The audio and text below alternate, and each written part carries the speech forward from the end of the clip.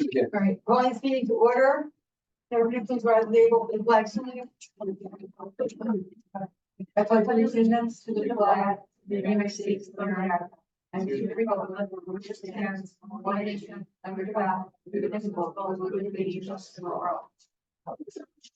This meeting is called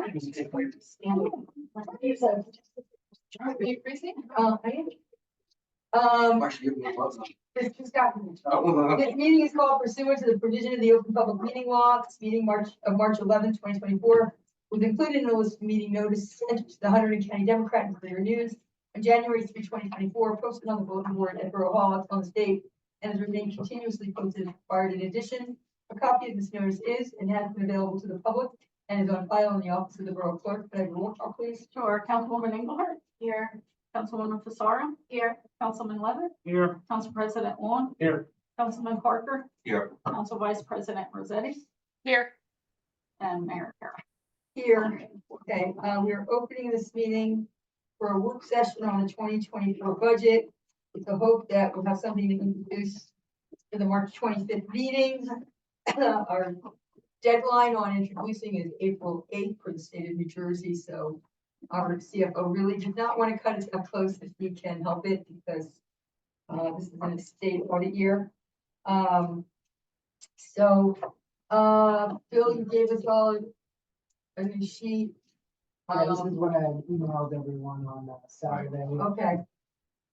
All right, showing us all of the debt for the water department, the sewer department, and municipal debt as well. And I just also, before I start calling on you to ask the questions, I'm just going to remind everybody that we have about $5 million in new debt coming this year that will hit our books next year. I keep urging everybody to consider getting this debt under control. It's not going away, even though we paid down a lot last year. This year we had the police building come online with the improvements of the first floor. And next year we'll have the fire truck at $1.5 million coming online. We'll have the sewer and road project on Main Street, most likely coming online next year. It's supposed to be bid out and done in June, hopefully. And that is $2.9 million. Bloomfield Avenue and Oakville Avenue is about another $500,000 combined. The Department of Corrections reminded our architect that they expect the Sallyport to be built at the police department building within about 2 years. So that is another, I don't even know what, 300,000 or 400,000, 200,000. I have no idea what a Sallyport costs, to be really honest with everybody, but it's going to be well more than 100,000. And I'm just trying to think if I'm missing any of the projects, and that doesn't count whatever it is that the DP and the EPA require us to do that could create either operating or capital expenditures for PFAS cleaning and stormwater management and the Raritan yard. So having said all of that, I'm going to start with Council President Long. Sure. Hey, Bill. So basically, I sort of to kind of encapsulate my kind of thoughts this year. So last year's budget was, we got a little chatty and here for a while. And so we want to, what I would like to see the council do is to let you hit that April 8th goal. But we have had some email exchanges. I have a ton of questions. Several of you have questions.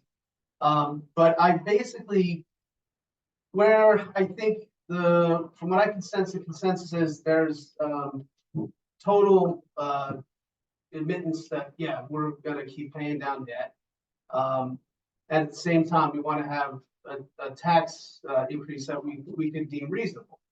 So the residents would say, okay, fair enough. So I guess my first question is, when we did the tax increase last year and we were committed to paying down some debt, could you tell us sort of in your, to look at it like on a spectrum, like did we pay down debt last year in a very aggressive way, an aggressive way, a moderate way, or a minimalist?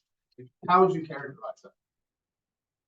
it was the most aggressive we've ever done, so I would say yes, it was very aggressive, and it's actually more than we're doing this year. Mhm.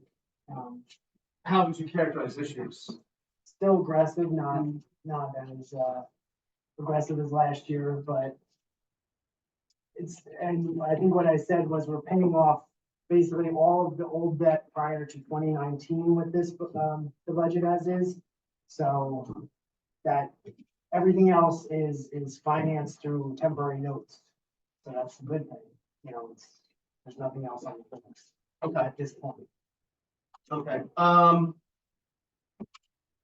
I don't want to steal anybody up because I know I had been talking to everybody and everybody has some. So I don't want to step on any toes here by stealing any curiosities. All right, I guess that's it. And if I come up with something that's. I'll come back, don't worry. Yeah, sure. Okay, Okay. Council Vice President Rossetti?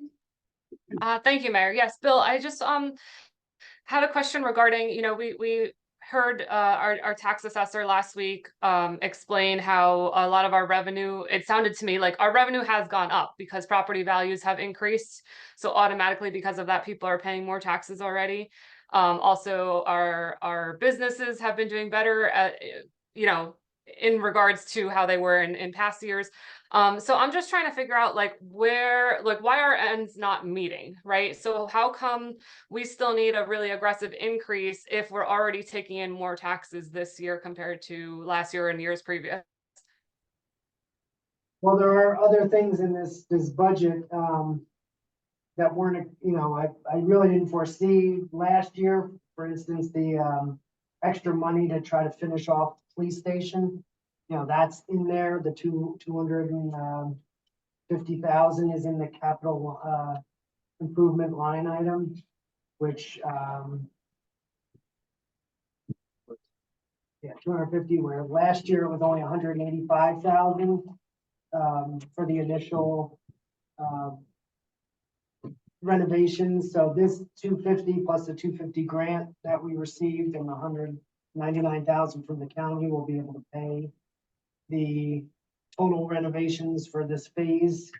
And then we do have to think of the salary port. So that's why we're still putting $100,000 into the capital improvement fund. So hopefully in the future, we don't have to borrow this. The main thing is we have so many projects ongoing right now and up and coming, that we're trying to pay what we can now so that we're not issuing so much debt this year and next year and in the future. Sure, I certainly understand that.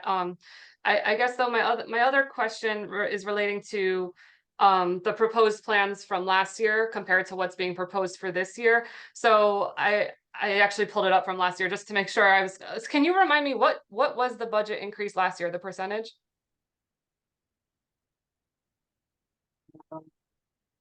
The budget increase or the budget tax rate? The percent that we passed is as the increase last year.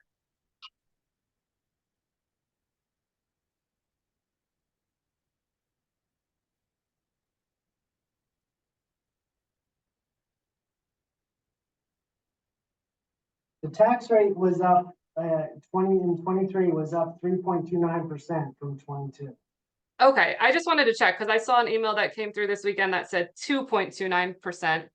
And it was indeed 3.29%. So when I look at these, you had sent us the chart last year with like two charts with a 4.3 proposal, 4.35, sorry. And then there would be 0 tax increases for the following several years versus a approximate 2% increase.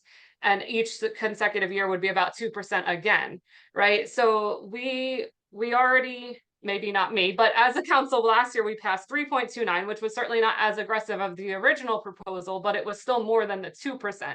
So now we're though being presented with another potential 3.75%. Why are we not able to keep it more near that 2% increase each year? Not 3. It's 2.8% is the tax rate increase. 2.8 is where we're at right now. Yeah, there were some substantial tax cuts, Council Vice President, that Councilman Long, Councilman Parker, and I did in various line item budgets, and it cut about almost $50,000 out, and Okay.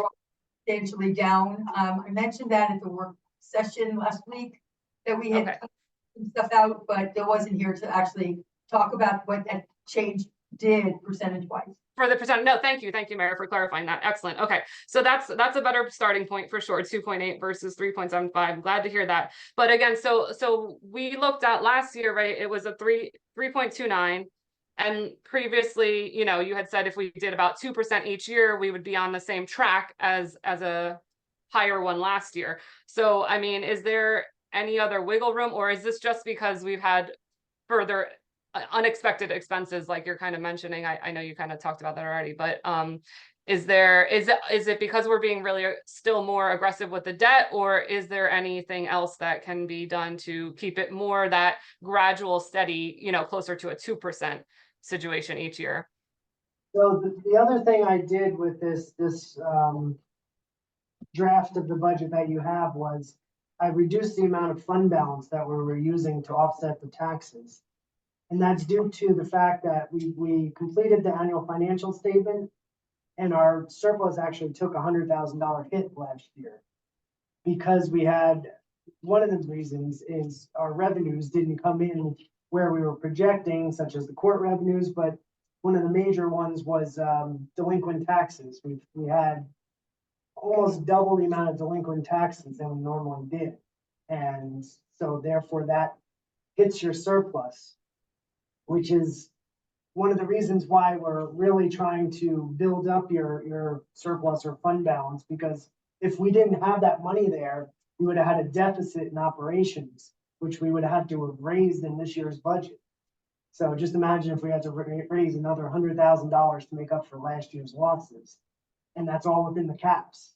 So it would have been, you know, we would have been hurting. So that's why my thought was I took $70,000 off of what we were using in the fund balance to try to make sure we don't use that much this year. I don't want to use a third of what's in there in 1 year.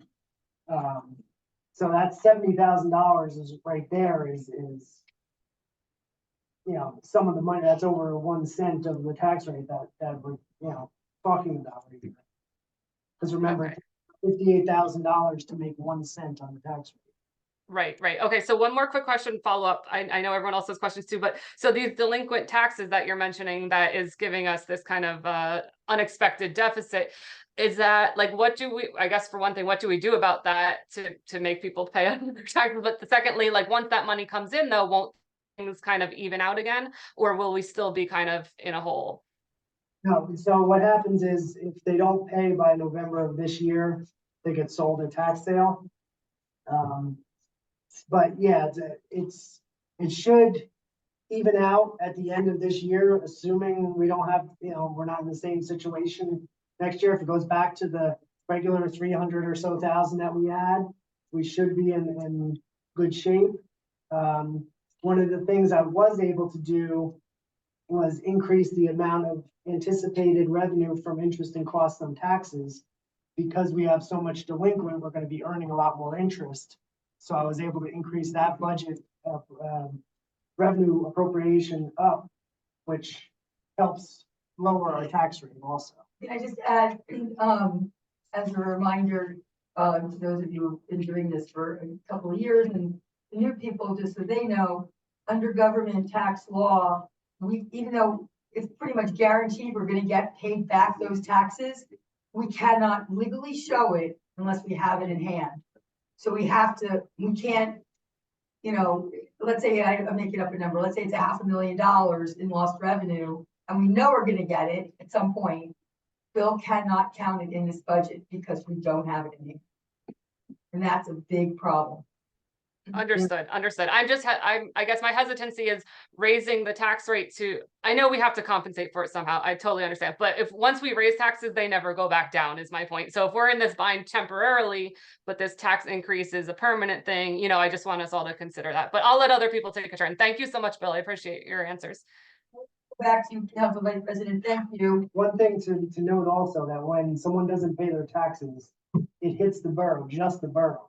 The county and the schools get all their money. So just so you know that.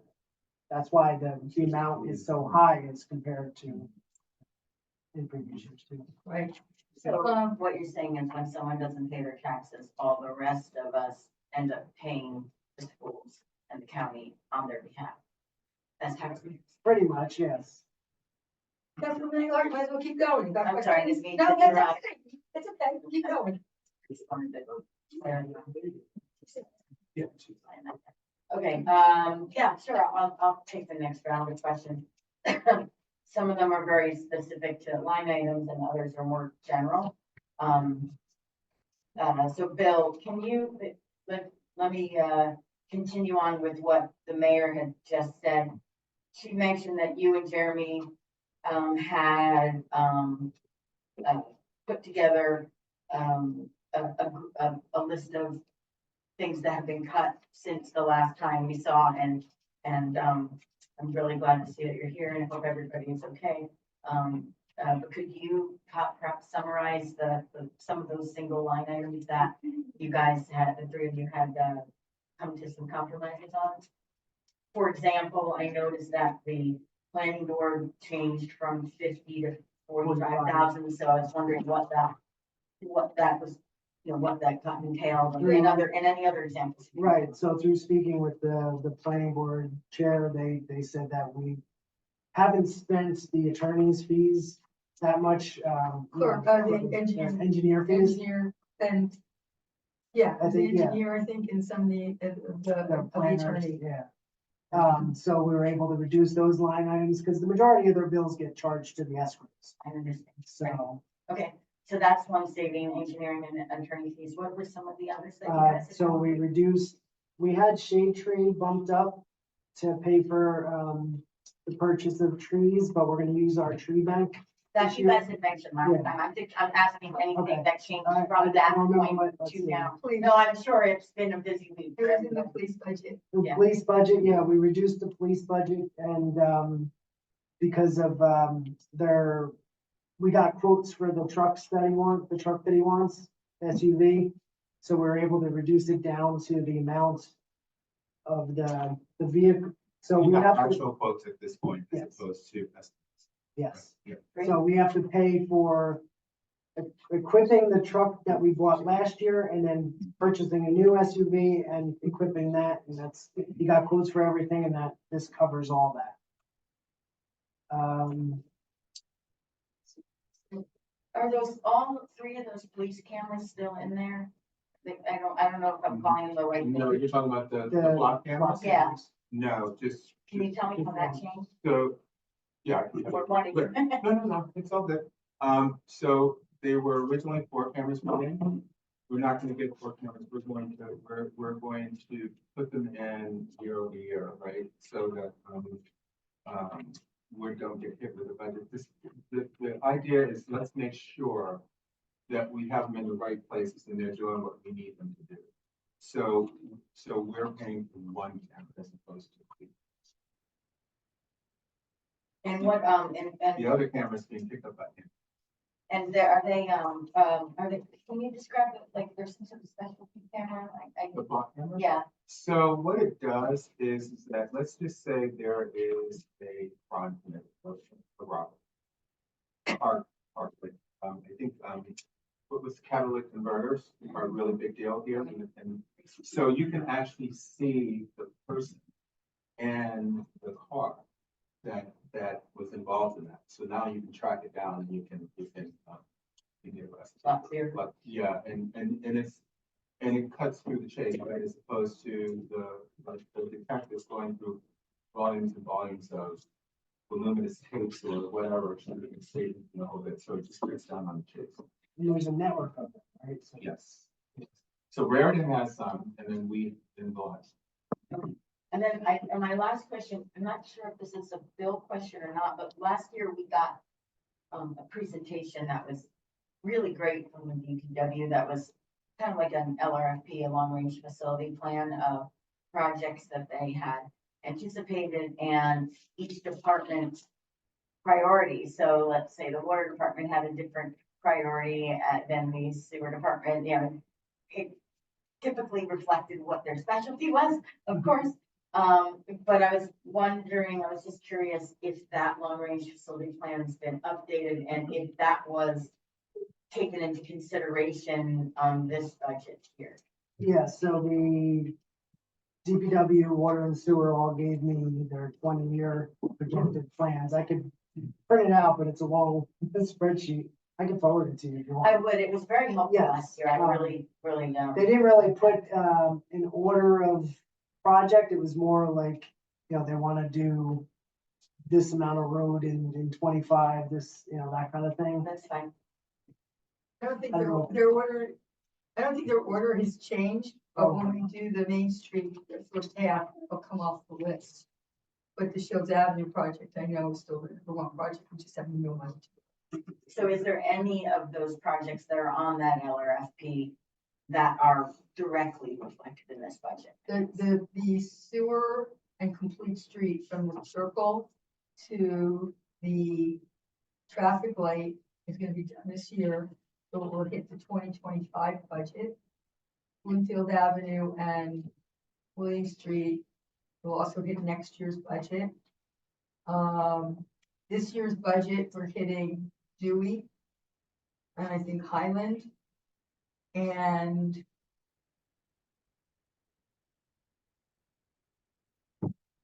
Are they doing Corcoran or? no, we canceled Corcoran. Oakwell was done by Elizabethtown Gas as part of their project. So those two are hitting.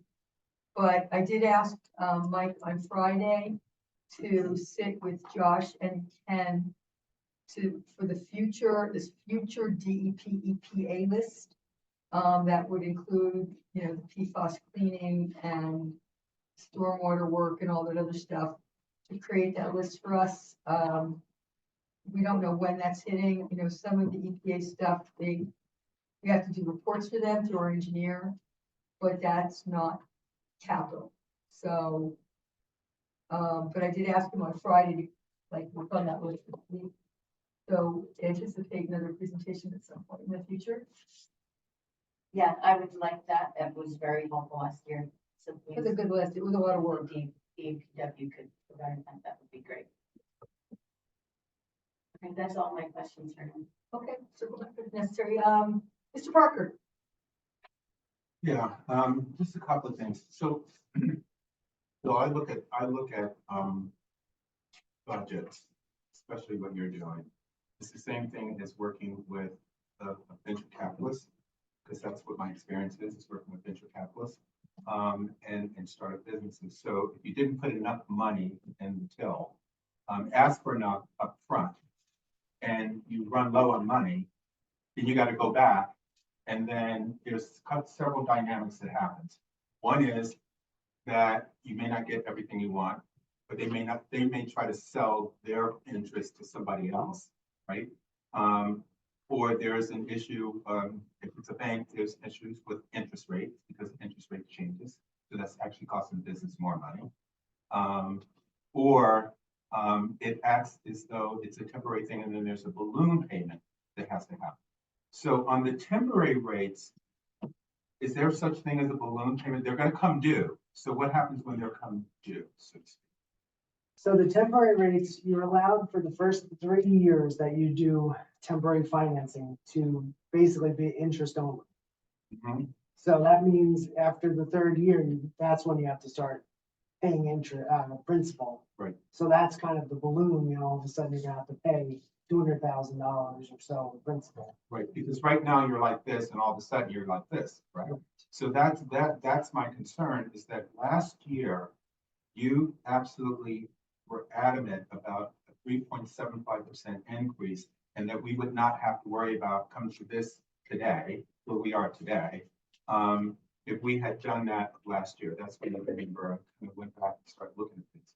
So in essence, what is happening is, and if you look at the tax increases year over year over year, which is kind of nauseating after a while, right? But the bottom line is because you're kicking the can down the road, and you can't keep kicking the can down the road. Here's some of my concerns with that, and that's why I wanted to. This is why we have a CFO. I trust my CFO more than I trust anybody, right? Because they're directing me on what to do and what not to do.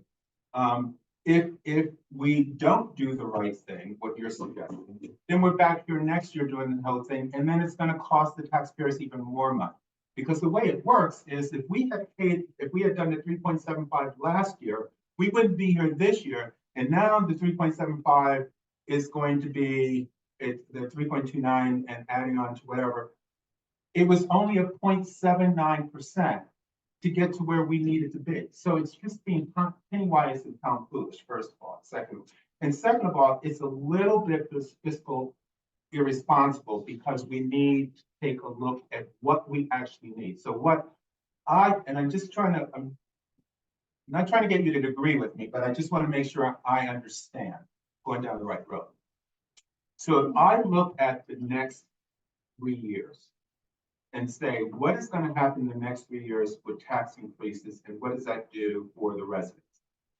What does that look like? And I'm not sure that we know the answer on that what that looks like, because that's what we should be actually thinking about. Is not what's happening right here today, but what's going to happen in the next 3 years from now. And that's, and maybe that's just my business sense, right? Because that's what a company does. That's what the federal government does. Think about it. When the budget for this year that they passed, that budget was actually done 2 years ago. People just don't understand that. That was actually raised 2 years ago. Everybody put the money in the pot and hold it. So the bottom line is, it's not following the logic, right?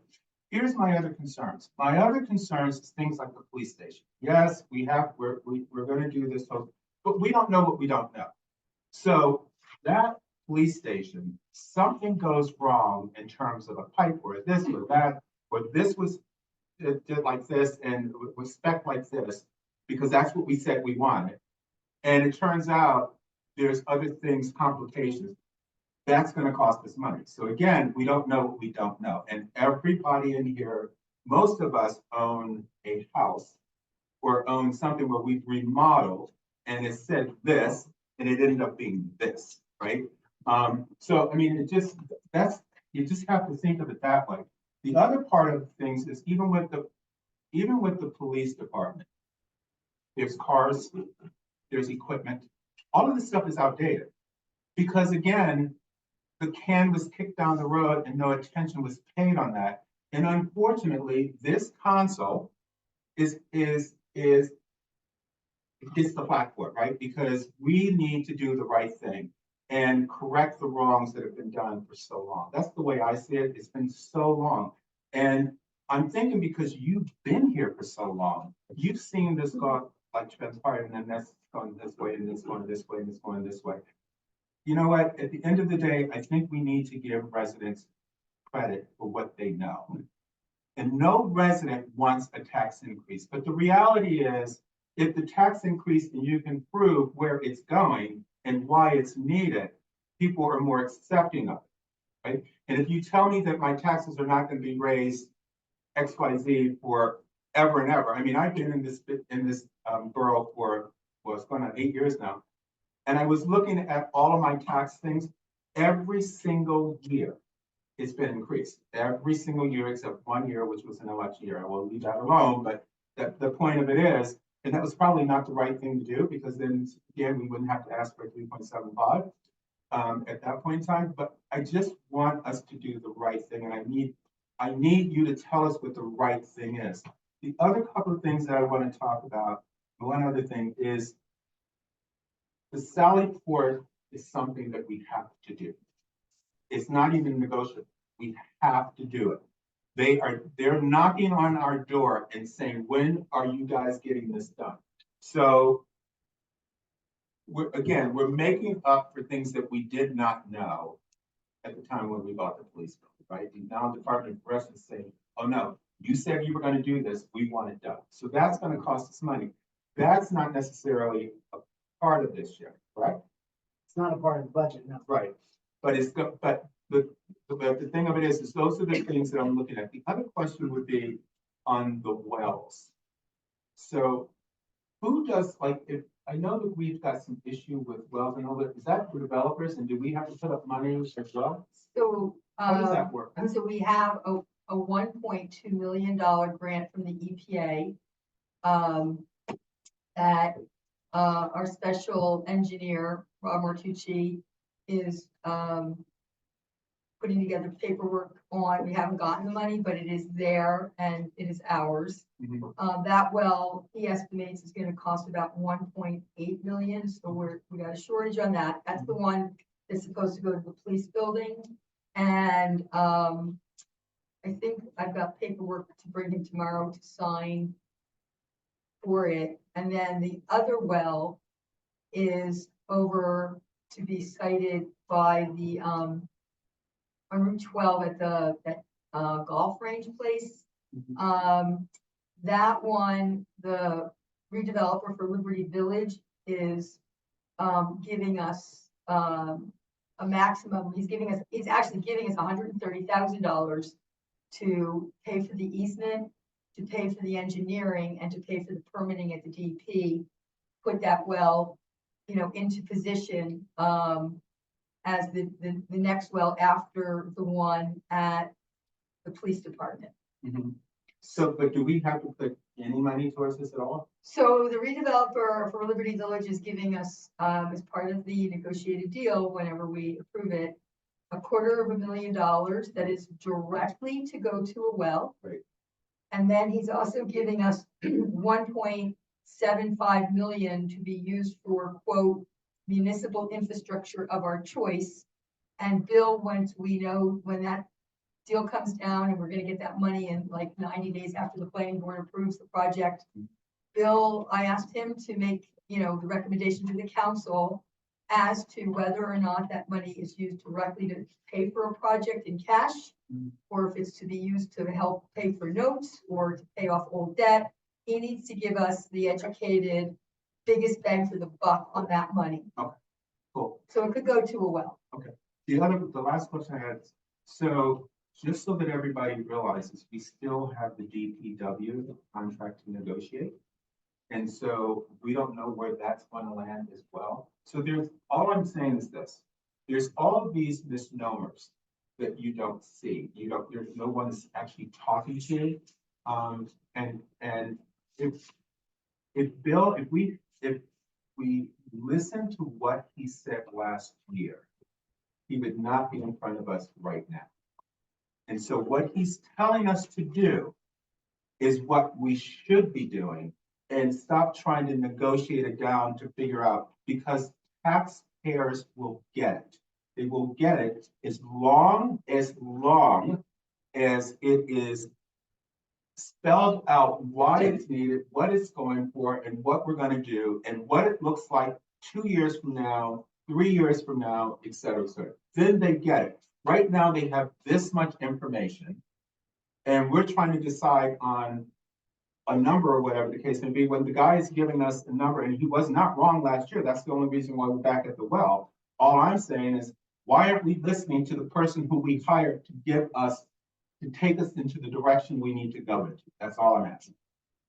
Thank you, Councilman. To answer one of your questions, though, if you look at the debt spreadsheet that I gave you, the bottom line there, it's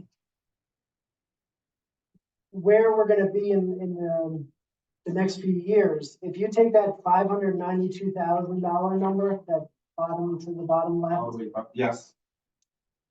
that's the debt service that we're paying this year out of the current fund budget. If you add the 229,000, we're paying extra debt, that brings you to 822. Next year, we're not gonna have that 229, so that 735 number is, we're gonna be, if you wanted to make it so it's flat, that was always the goal, Yep. to make it a flat payment, so Right. we'd have an extra 100,000 to try to space it out over the next few years to try to keep that flat. That makes sense to me.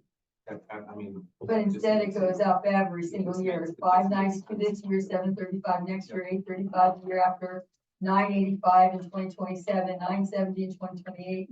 It doesn't start going down until 2029, when it's still 961, and that's if we spend nothing else other than the projects that are currently approved.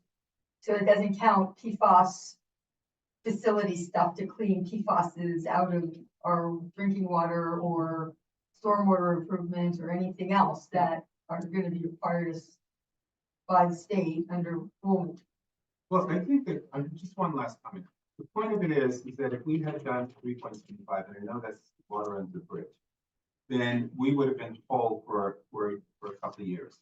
Now, not only do we have to do the 3.29, but we have to add on the 2.80 on top of that. And so even if it's lower than that, it's still going to be more than what we had just done the 3.7. Correct. That's the point. And that's why it's just penny wise on foolish. I just think it's a little bit disfused. But that's just. Thanks. Councilwoman Sarah? I guess more of a comment in the way that Tony's gone. If we're going to increase, we need to find something to cut. And last year, and I heard a lot of it, I wasn't on this council, so I wasn't part of it. We can cut ourselves. And if I fully agree, I don't like to have debt, right? Generally, my political view is you're always gonna have debt. I'm paying it off since '92, right? Someone pays it down, we get another $3 trillion in debt. It's always gonna be debt and go. Always, always, always. It's never gonna be zero unless they aren't providing the services that they should be providing. We want to be able to provide our residents with a strong infrastructure and a strong program. But there's no reason why we can't cut some of the salary that we get. It's salary. It is not a freebie, okay? If it hits my taxes, I consider it salary. There's My no, tax account for that. I'm just.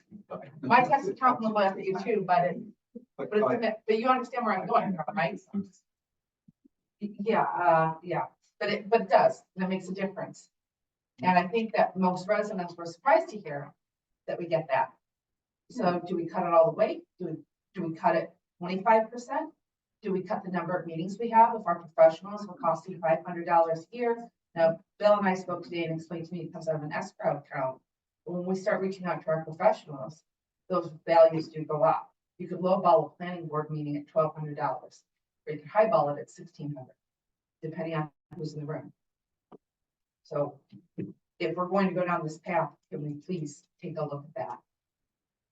I have no problem with paying additional tax to get the debt down, but I do have a problem when we can, if we can hurt ourselves, then we can at least make that discussion with the public. And I'm gonna leave you out of this, Marcia.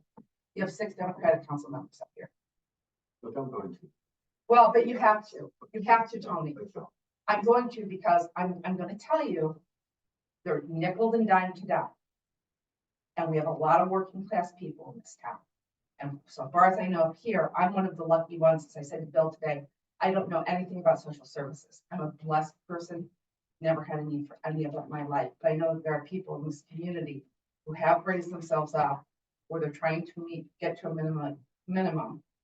And they would love to have this, what you and I would laugh about, Tony, and I'll be honest, I laugh about that because I'm a higher, right? 6 figures. They'd love to have that. What is it, $39.95? $49.35. $49.35 a year. It would make a difference to them. So even if we cut it 25%, but we gotta do something. We gotta do something to put our own blood on the line here, our own wallets. Well, I'm sorry, Adrian, but I think I hear what you're saying, but I think we don't know on this council who has what, who's doing what. It's just, I don't put it out there. I guess my I question disagree. now is I seriously, disagree. It's a line item. Yes, but Why Adrian, I this use is this what I'm budget. saying. You don't know the situation in terms of finances and what people are going through on this house. So we shouldn't, I just don't want to put that out there like that because you just don't know. I hear what you're saying. I'm not saying that that's wrong. I'm just saying when you're saying cut the other side, you have no idea what people's situation is. That's all. I just want to be sensitive to that. I literally did not know, Bill, that there was any type of money involved in this. I knew that there was a little grant, or it was always said, oh, it's like a stipend. I didn't realize that. you gotta get something for this. This is hard work sometimes, man. Well, You just raise the salary.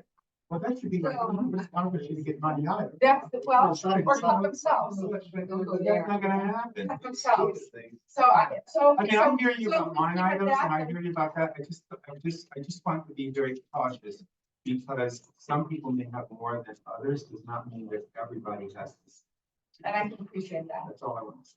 But let me just, I was always I'll told keep it on that Marcia. the stinky little salary that you get in local government is to offset whatever expenses you have. So if you go to Atlantic City to the League of Municipalities, we pay your entrance fee $65 and we'll pick up your hotel fee, but we don't pay your gas. If you take off a day from work to do a day of meetings with the county, we don't reimburse you for your day off from work. Now, what we could do, is we could say, we're not gonna pay for government, you know, you wanna go to Atlantic City, it's on your own dime, you get the salary for it, you pay for your own room, you pay for your own entrance fee. But it's there, I've always been told, it's not there to make any money off of government. You know, when I ran, people asked me if there was a salary, I told them I thought it was like $800. So I was shocked that it was not $800. And then when I tell people what I get paid now, they just go, you're like doing this all the time and that's all you get? But you don't run for money unless you run for Congress. We need money. So, but having said that, you know, like I said, I would, you know, if you're gonna take a course with Rutgers as an elect, I mean, I want to encourage you to do that stuff, which is why that's in the budget as a line item. But, you know, it's there so that you don't hesitate to take that day off from work, so that you don't hesitate to go to a Rutgers seminar that we paid for, but we don't pay you back for your gasoline. It's, you know, it's there, you know, because you're using, you know, your personal fax machine at home, or you're using your personal printer at home like I do, you know, paying for toner and paying for paper. We don't give you toner and paper back. My toner is $60 a shot. So, you know, so that's what it's there for. And it's not supposed to be there to supplement anybody's income, and maybe it does, but it's there to offset expenses, which is, you know, you can see it as unreasonable or reasonable, but you know, you don't run for office to make money. Yeah. But there are expenses that I know every person up here, just when you photocopy the budget 4 times, it is costing you money. So, and if you're on the Shade Tree Commission or the planning board, you're photocopying a ton, printing out a ton of documents. The Shade Tree, the Environmental Commission, is a lot of documents. So, you know, there's a lot to print and it's expensive. So, you know, I hear what you're saying, and I appreciate it. I know my second year in office, I basically challenged the governing body in Raritan Township to do the same and challenged them all to donate their salaries to the fire department. And I got 2 people to donate part of their salaries, and I donated my entire salary for a couple of years, and there were still 3 that wouldn't, or 2 that wouldn't do that. So, you know. I think that's not good for the results. I mean, I do lunches for the. I will continue to do that. And that's coming out of your personal pocket, so. But in the big pie chart, how much? It's little, but there's not. In the big pie chart, there's 7 of us, so figure it's like $35,000. In the big pie chart, $35,000. 35 plus 15,000 for additional fees. But additional is, going to the classes and the League of Municipalities, $65. And there's nothing, everything in our budget, everything that is in here is mission critical. If we take 1 cent away from that, it's disaster time, right? Because that's, at some point, Our operating budget is lean. I know It it's is a lean. lean. I know it's, budget. so how do, but how do we go, okay, so here's the next step. How do we communicate that in a dashboard? I know everybody says we don't do it. So the public can read and say, oh, our taxes went for this. This is the Well, that's what I was road, just saying. right? Yeah. But can we get there quickly? So can I just, a couple of things that's been broached. I just want to address I a couple just, things. you know, I don't like waste. No. Waste, I don't like. So this is, all right, what this is a balancing act, okay? So from our position as council members, we have to balance what is fiscally responsible and what is going to be prudent for the taxpayer. And we know our town, right? Take the 1,000 point view and then take the street view. Knock on your friend's door. You've got to process that whole picture. So we have to ask ourselves, what is reasonable for our taxpayers, of which we are, what's going to be reasonable, and what's responsible governing as far as getting this budget taken care of. And if we, you know, the services, we gotta provide those services. I mean, and Bill himself, I mean, correct me if I'm wrong, but you gotta balance all this stuff out too, right? So he's the numbers guy solely, okay? So I guess, you know, where I'm kind of going with this is like, we want to get a budget. We're not gonna, nobody's gonna play games, okay? Yeah, that's. So if I were to, this is completely hypothetical, so don't panic. Anyone, don't panic. And I gotta look at the debt data. Hypothetically, Bill, if we took your 2.8% and we said, Bill, what can you do with 2%? Let's just start there. And again, don't panic. I just want the truth. That's all I want. What does that look like? So 2% would mean $51,000 in there, about 51 or so $1,000. Whether you're cutting 51,000 out of the budget or anticipating additional revenue of 51,000 or something, or I'd rather not, but use additional fund balance. You know, those are basically your options. So one of the conversations we had, and I'm gonna let everybody know about this, a figure that you like to use when we think about how much this is gonna cost a typical taxpayer, is if we assess the value of a home for $100,000, what is that cost per average house? So what are we looking at this year for that $100,000 cost to your $100,000 assessment?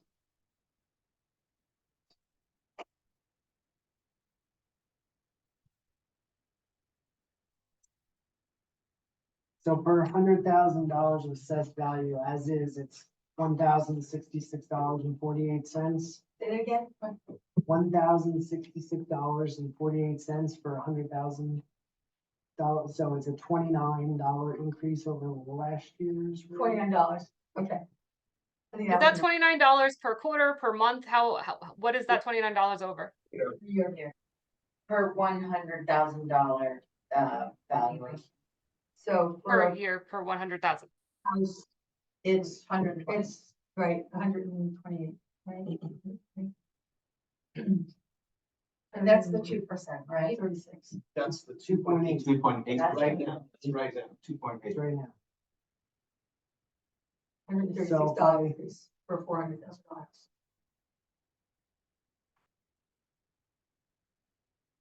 If I did it to about 2%, actually 1.95%.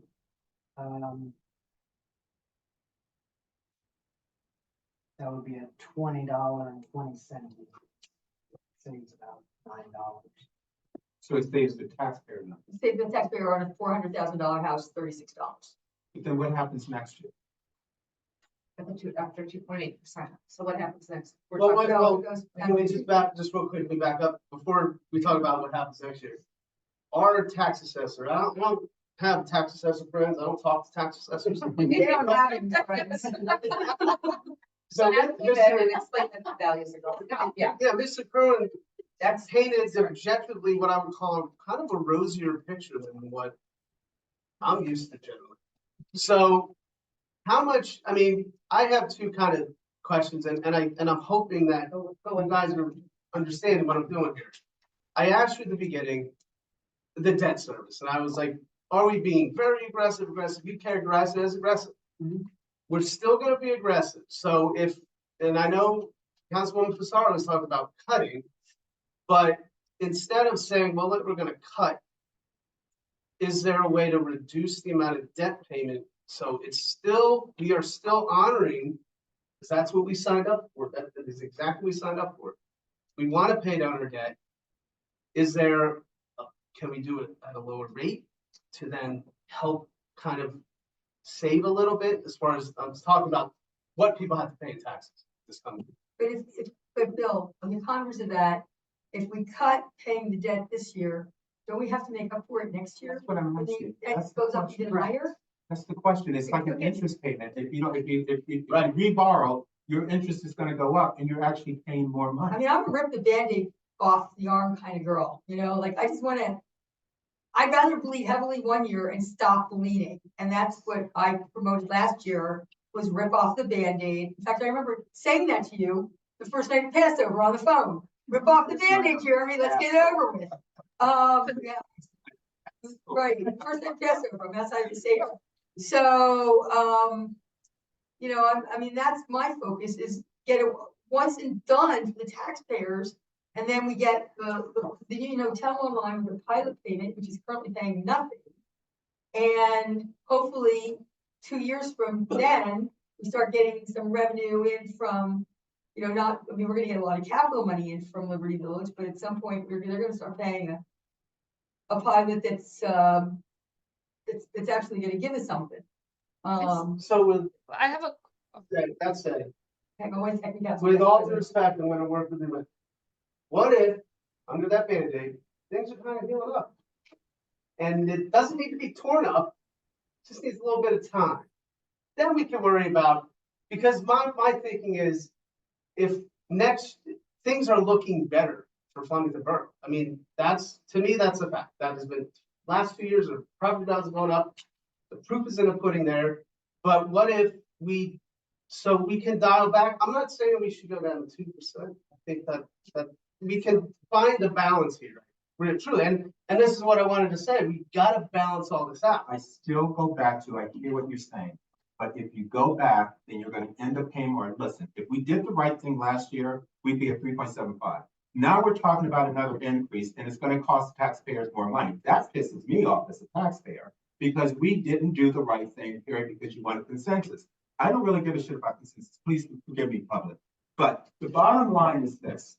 We've got to be fiscally responsible and do the right things to bring this town into the 21st century. And it is not. There is so many broken things here. So many, rip that Band-Aid off and go under that carpet because that's the one you really need to be talking about.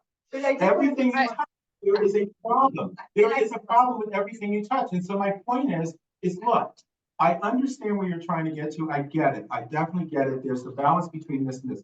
But this guy last year told us what to do. He told us what to do. And he also told us that if we didn't do it, this is what was going to happen. And now we're here.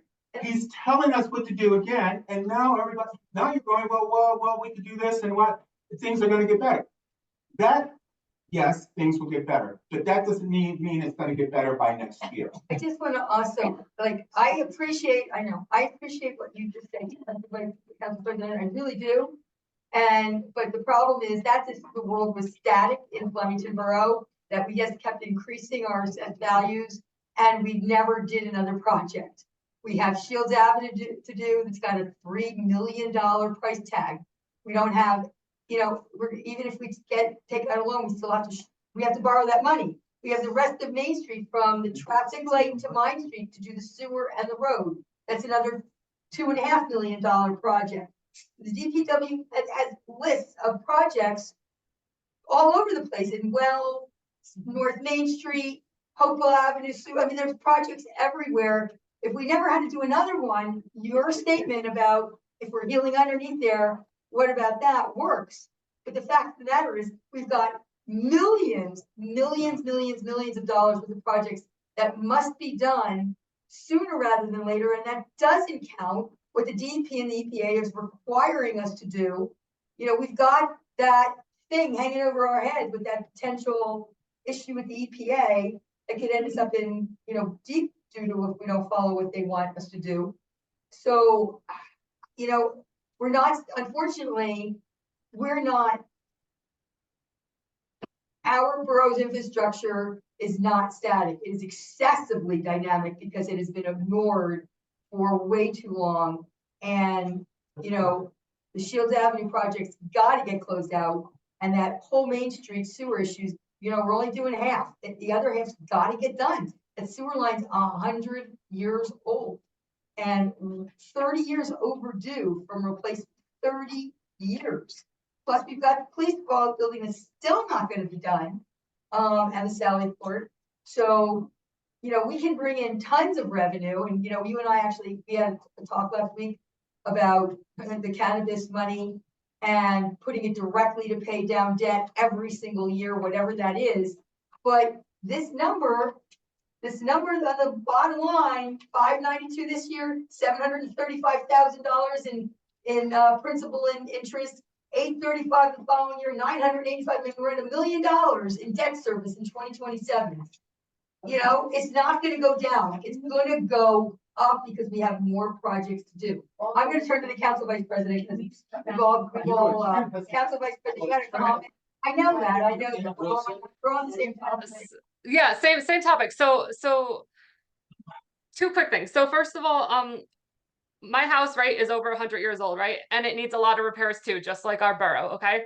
I'm in debt as well, right? So if I have to pay my debt off, that means I can't do another project, right? So what do? I prioritize what's most important, what can wait, right? So I think there's another part of this that we could explore. We prioritize projects, say, okay, you know what, maybe this does have to wait versus, okay, this we do have to do now, right? We can't always be thinking what might happen in the future, right? My pipes might burst, my roof might, I don't have anything accounting for that. And we can't force that on everyone in this borough, right? To be overly financially responsible, right? If they're meeting their minimum and we're doing what we have to do, they might not have that. We may like to make this financial decision that we want to be so aggressive with paying off debt, but we're then making that decision for everyone else too.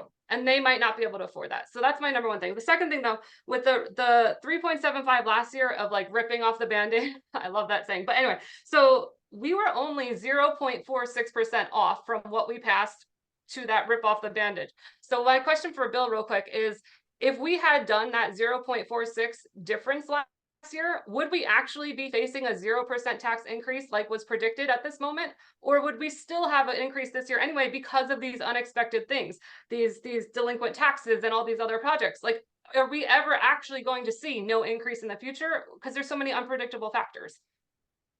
I think it would have been minimal there if there was, and it was mostly just because of the additional money we had to spend on the police station.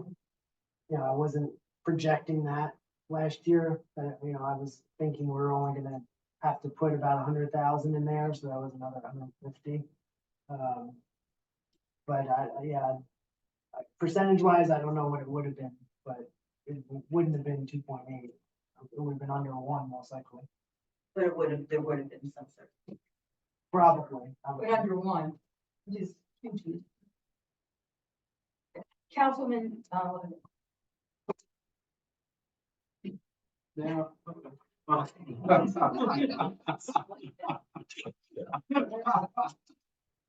this has been as fun as I was expecting it to be.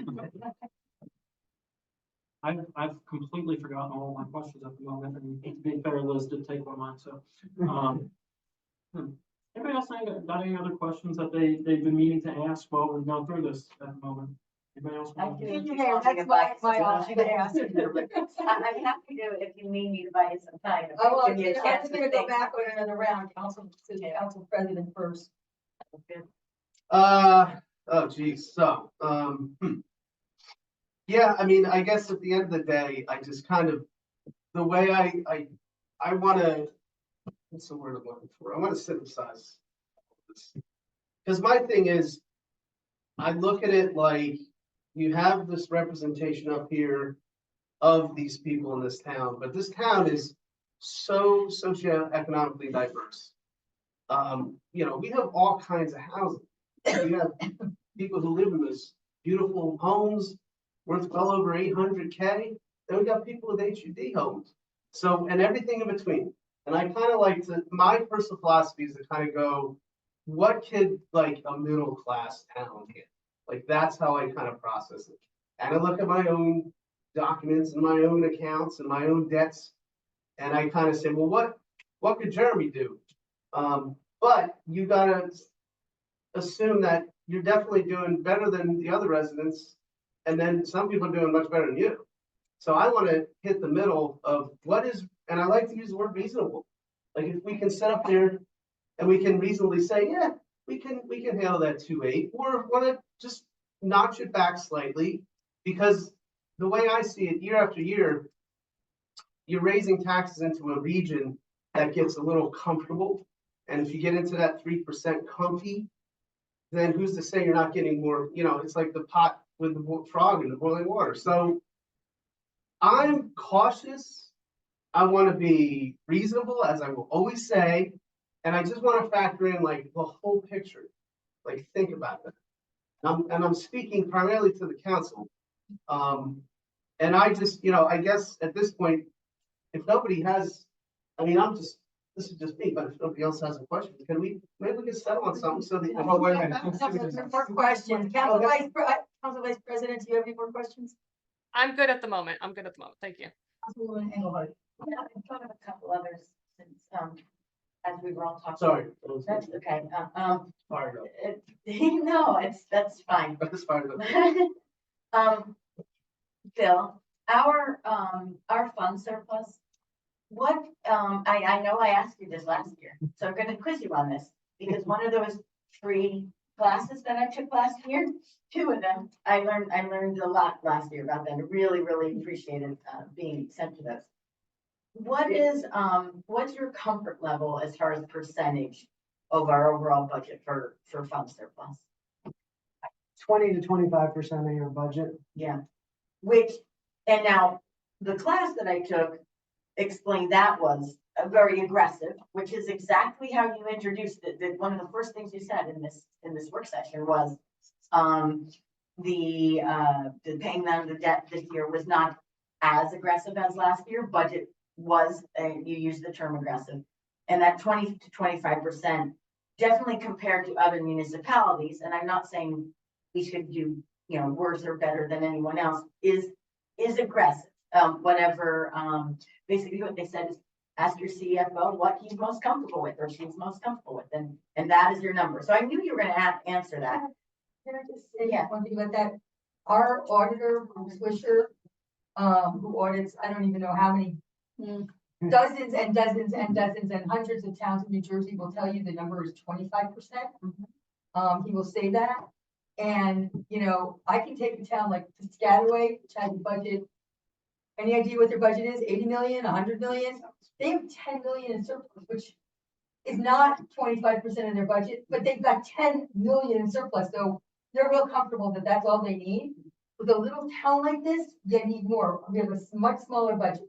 So that 25% that Bob Swisher and Bill Ham both recommend is probably, because you can't, surplus is not a one size fits all. When you've got a city like Piscataway or a Newark or a Jersey City with a very high 7-figure, 8-figure budget, they don't need 25%. I appreciate that, and I would So I just definitely, wanted to throw that in there. no, there's a good point. So I would definitely want to, think about what other towns of similar size, do for their surplus and what's that percentage, because that is something to consider. Right now, we're just talking about what you're comfortable with. And like I said, I knew the answer to that question because I asked it last year. So now I want to take another step, because I asked this question last year and I want to understand how what we did last year affected this year. What is our current bonding capacity? Sorry to put you on the spot. Maybe I should have warned you about this. So currently, we're at 2.25% of our, and you're allowed to go to 3.5. So in total, we have $30,363,000 of debt between the utilities and the general budget. So because the utilities are self-liquidating, meaning that they can pay for their own expenses through their fees that they charge, that is considered a deduction and it's not shown up on your net debt, which gets calculated into this number. So our net debt number is 11,137,000. So that's what the calculation is based on. So if you're asking what our capacity is, Yes. currently right now, the capacity is 17,257,000. So if you take off that 11 million.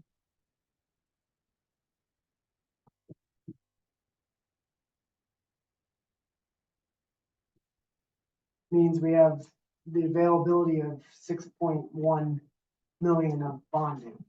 And now I'm sorry, I'm not gonna remember this. Is that more or less than last year? At this time? I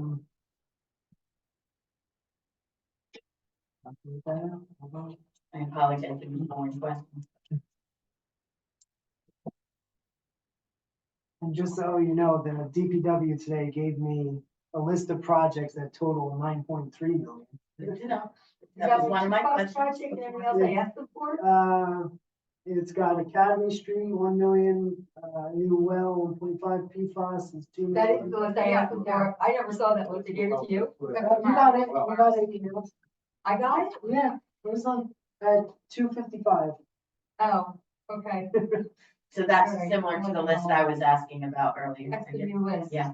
That I asked them for on Friday. How much did it total up to? 9.3. 7, 8, 9.3. 9.3 million? And do they have estimated years when those things are due? He didn't put years, no, he just said future projects. Okay. So I'm sorry, what was the bonding capacity So- last year to this So year? last year, the percentage was 2.59%. The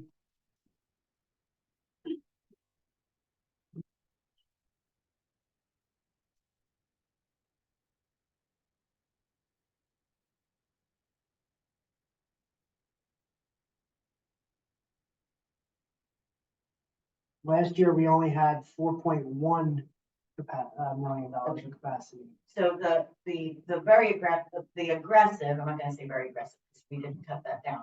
The aggressive stance on debt service, did help us change our bonding capacity by 2 million this year. Correct. Okay. But you, I mean, at our government workshop day a couple of weeks ago, I can't remember who asked the question, but what you stated to us all was that because of how much debt we have in the three departments, that you wanted to get it down to 1.2%. Correct, because the problem is a lot of these projects are water and sewer. And even though they're self-liquidating and should be able to cover the costs, I don't know that in it, if we did another $4 million out of water, that the water would be able to cover it completely to still be self-liquidating and not come into that, you know? But we did go down from 2.5 to 2.25 essentially last year. From what you're telling me, right? Correct. So and I guess the other things I'm just gonna, are more statements than questions. I do find Adrian's proposal very intriguing. I think, in the end, I think that each one of us, you know, I served on planning board for 16 years and we don't get to end money, so we're all volunteers. So it's, for me, the less than $5,000 was just I tried to turn that over into my own donations locally and really try to be generous with businesses and local organizations. So that's my way of kind of rolling over that salary, but if I do find it intriguing, and I think if we needed to find some money, I'd be open to the idea for sure. I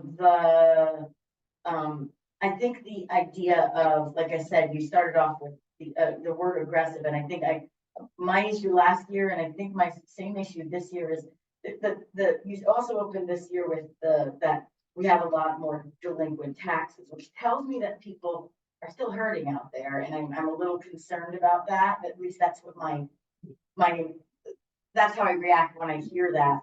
Although we did have a pretty decent soft landing, I guess that we'll say, with the inflation concerns that I had last year have definitely subsided for me personally, from what I had expressed last year. But I do think that, you know, we don't need a singular obsession with debt, and I would like to see that process go a little less aggressive. You know, like I said, last year, the league training that I had last year, they were very blunt. They said, sell your children. And I think what they meant by that was spread it out. At least that's my interpretation of it. And although I do really respect Tony's comments about, hey, you know, pull off the Band-Aid, get it all done at once. there's another factor that I don't think anybody has mentioned, and that is, and it was something a constituent said to me, is that depending on when and how you're raising taxes, if you're hitting everybody all at once, you're kind of screwing the new people that are coming in, and you know, there's a lot of new residents coming in and stuff, so it's important, I think, to spread it out. For a real good example would be when I moved here 24 years ago, they had just passed a referendum on the schools, and we didn't have a say in that matter, but we were obligated to help pay for that. And I want to make sure that we're respecting both the longtime residents as well as the new residents, because I think everybody is affected equally. So although ripping off the Band-Aid pays everything off at once, I think spreading the wealth will be more fair and even. So Ripping off that's the my Band-Aid thought. only gets Bill his balanced bottom line.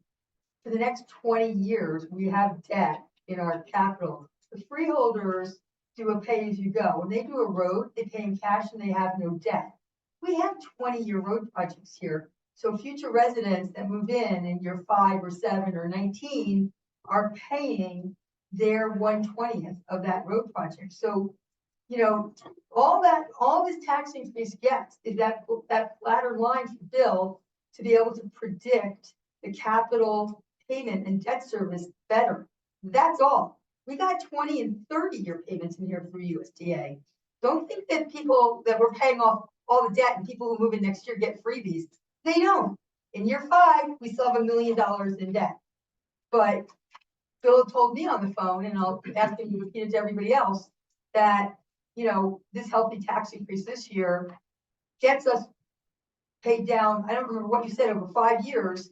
And within 5 years, our surplus will be where it should be, and this debt will be where, Bill? I can't remember what you told me, but I know you said in 5 years, Marcia, will be, fill in the blank, please.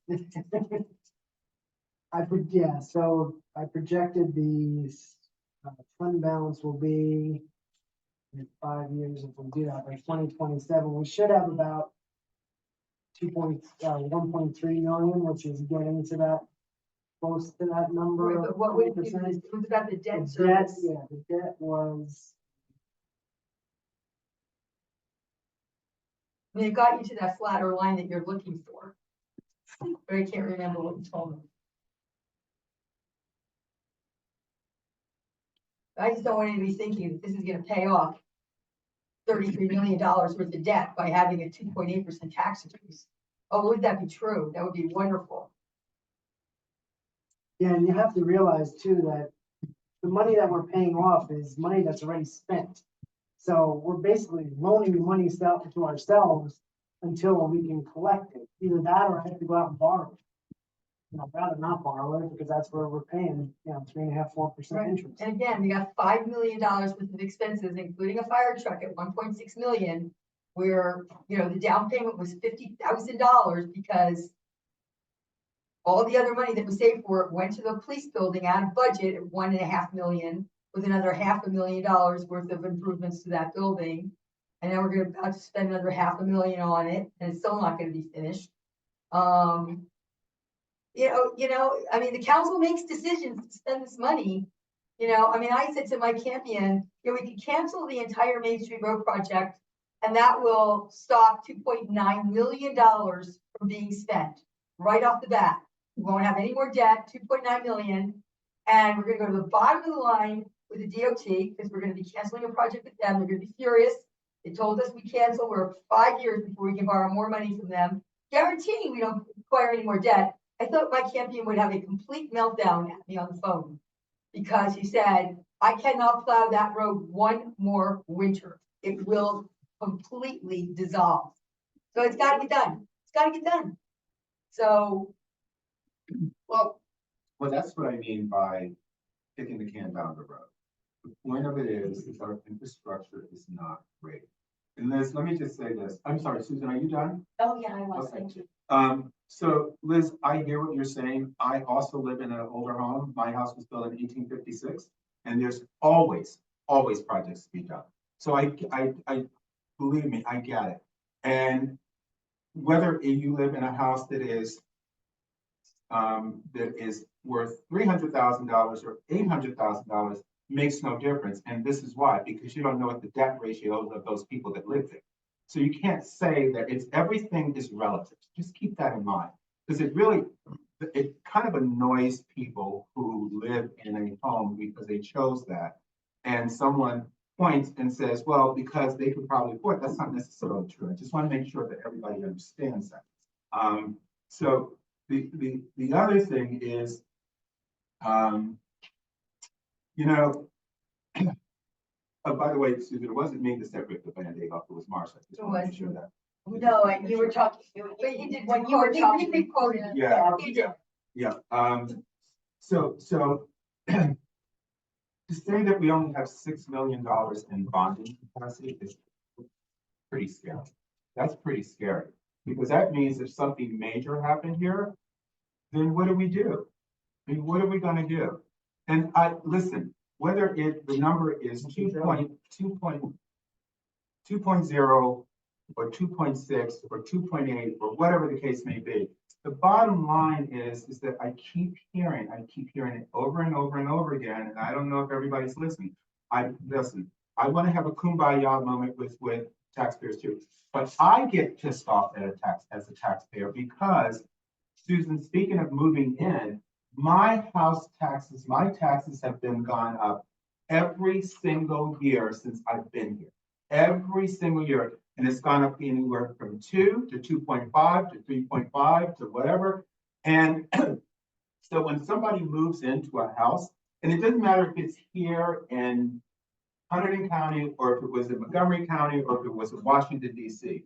The bottom line is when I buy a house, I know the taxes are going to be an issue. And now, and even a realtor will say, here's where you are right now, but you should probably go look at the tax table because you don't know where you're going to be 5 years from now. And you want to make sure that everything is whole. So I get all of those arguments. I really do. I'm not pushing back on any of those arguments.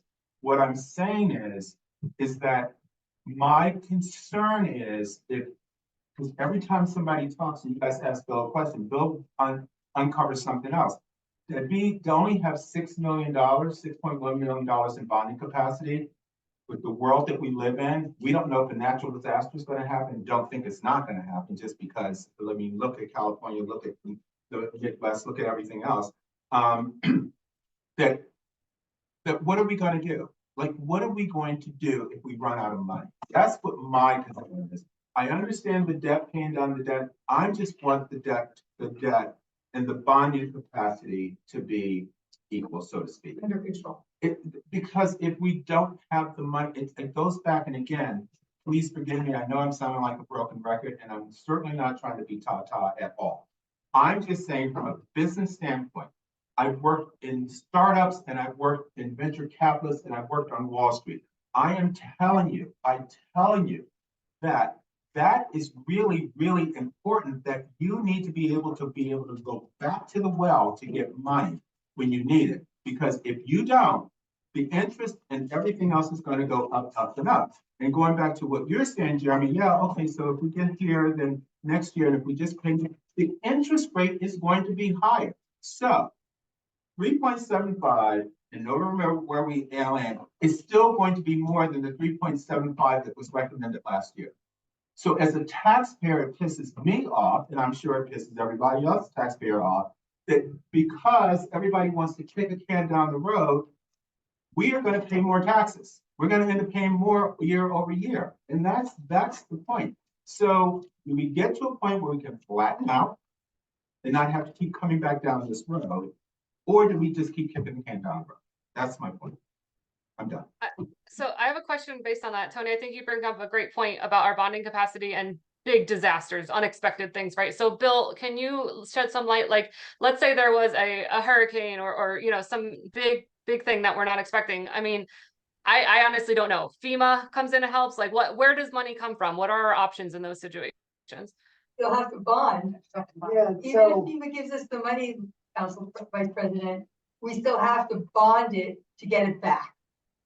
I mean, that's the bottom line. No matter what we do, whether it's, we got $250,000 outright from the state of New Jersey for this new phase of the police building, we still have to be able to bond it to take that money and spend that money. So, to do the project, I mean, we have to do a bond issue, which encumbers money. So if we lost this building and all of our fire trucks, for example, with a massive flood coming down the road from the Bushkill Creek, and it's 1, 2, 3, 4 trucks, so it's 6 million in trucks and this building, we have to have the bond capacity to do the work, even though the insurance company is gonna pay us 80% and FEMA's gonna pay us 20%, they're gonna make us 100% whole. We can't put out a bid unless we can certify that we have the capacity to bond. But So- even for, so insurance though, like, I mean, if my car got totaled, right, I wouldn't get a new car until my insurance payment came through. So is it different on a municipal level? I'm genuinely curious. Isn't it that when FEMA, because I know somebody who went through FEMA, so I could just give you this just from a friend's experience. So you apply for FEMA, I mean, let's just say it's you, Liz, let's say it's one of us. And a hurricane comes in and damage is done to our house or whatever the case may be. I'm only gonna get so much money from FEMA and I need to come up with the rest and the insurance company's not gonna give it to me. So I think, isn't it kind of like if we've got to come up with a bond for FEMA, FEMA's only going to give us X, Y, and Z, and we've got to match that with a bond. Is that? But we just, I mean, take Hurricane Ida, the borough just got, I believe, the last payment from FEMA. I think we're finally done. We just got it a couple months ago. And Hurricane Ida was September of 2021. So it took 3 years to get whatever they were going to give us for damages, for food, for people out of their homes, for the fire company for using their equipment, losing equipment. It took 3 years to get whatever back from them. But, right, the insurance company and FEMA are not gonna make us 100% whole no matter what. But, Bill, I mean, that's correct though. We have $10 million worth of damage between 4 trucks in this building. We have to have the capacity to bond. You have to do, I mean, the alternative is to do a special emergency, which you have to, make up in, they probably waive it that you could, pay it out over 5 years. But $10 billion over 5 years, there's no way we could do that. So yeah, you would have to bond it. But we have insurance on our fire trucks, right? So like, I mean, some of that money would come back into us by the time we would then need to pay it if we did an emergency situation. But we have a couple trucks that are like close to 20 years, so we're gonna get minimal. I mean, I don't know exactly what we're gonna get, but I can tell you when I was a freeholder, we had a bridge, a historic truss bridge that was weighted like 2 tons and a 5-ton truck ignored the sign, went over the bridge and broke the bridge completely and ended up in the creek. And that bridge cost the taxpayers $300,000 to replace, and the insurance company gave the county $50,000 because of its age. So, if we have a 20-year-old fire truck, they're not going to give us 1.6 million to replace it. They're going to give us. Oh, sure. Same with my personal vehicle. No, yeah, that makes sense, Marcia. I get that. Exactly. And Bill, can I ask you something? The pilot that Marcia mentioned earlier, does that live in the fund balance or does that live in the MRNA? Pilot. Yeah, the pilot money that comes in. Where does that- Like the tell when they start paying the pilot. When it comes in, it will be a anticipated revenue. If you look in your revenue side of your budget, there is a pilot that we currently do have, and that's for the Herman Cap building. They only give us $20,000 a year, but that's where that will go as an anticipated revenue. Renting. 20,800. And to answer your question about the debt level, so just doing a projection based on what we're paying now and what we will be paying for the next few years, we should be at, 1.8, percent ratio in 2026. And what are we, Right now, we're at the 2.25.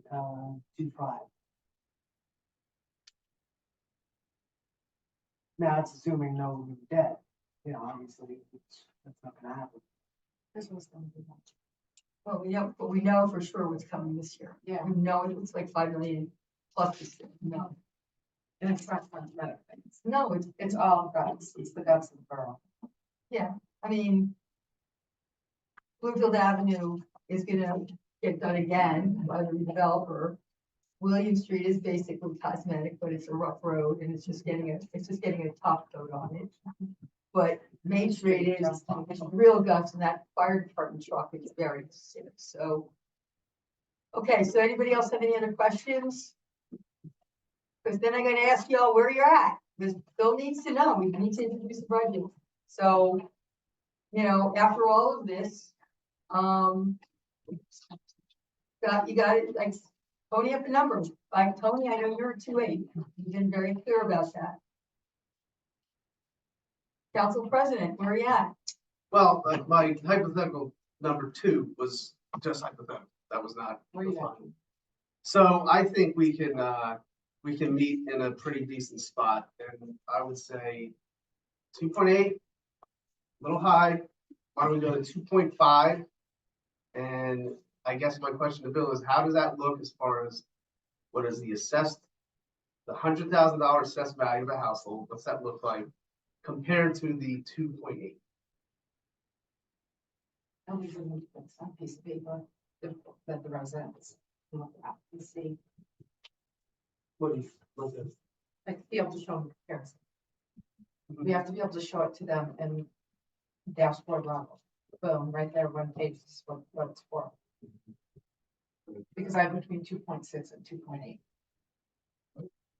You're between 2.6 and 2.8? Just because we can't seem to ever kill a darling.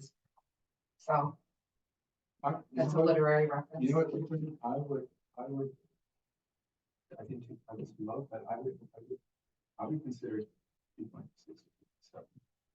2.65. Okay, now we're being right. Yeah. Trent, where you at? I'll be honest, I don't think I will ever have enough information to create a number out of my head. I don't think it's possible. As for the exact number, it's fine with me. Like, to be completely honest, I can't possibly imagine, how much did everybody's wage go up in the borough over the past year? What can people support? I don't know this answer, and I have literally no idea. But yeah, 2.5 is fine with me. 2.7 is fine with me. Either one is fine, to be perfectly honest with I you. appreciate that, thank you. Councilwoman Engelhardt, where you at?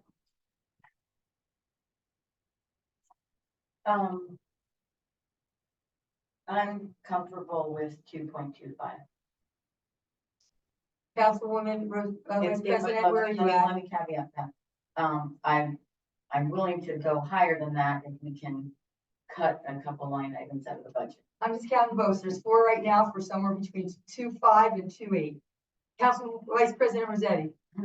Yes, Mayor. I would like to hear what Jeremy was asking, how it affects the per 100,000 of assessed value, the difference between, say, 2.5, 2.6, 2.7, what is the difference? And then I can make a better decision.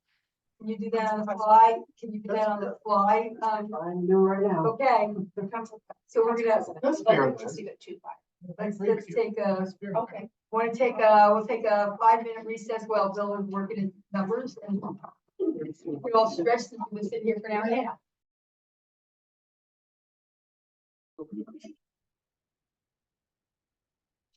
Okay, we're back up and then, all right, so the question, Bill, was the differences at 2, 5, 6, 7, and 8.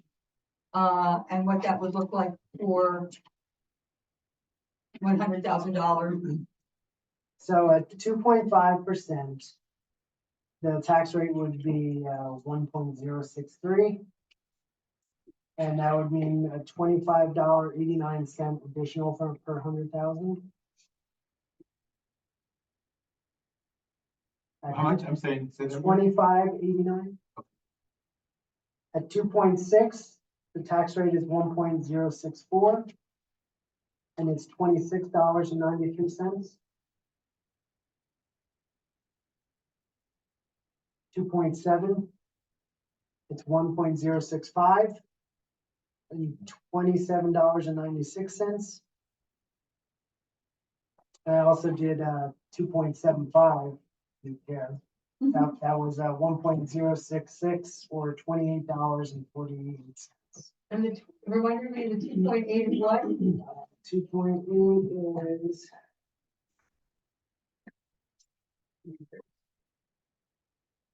Two point eight is, tax rate is 1.066 and it is $29 extra, even 29.00.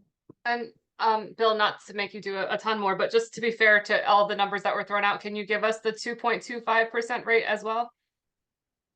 0.25. Yes.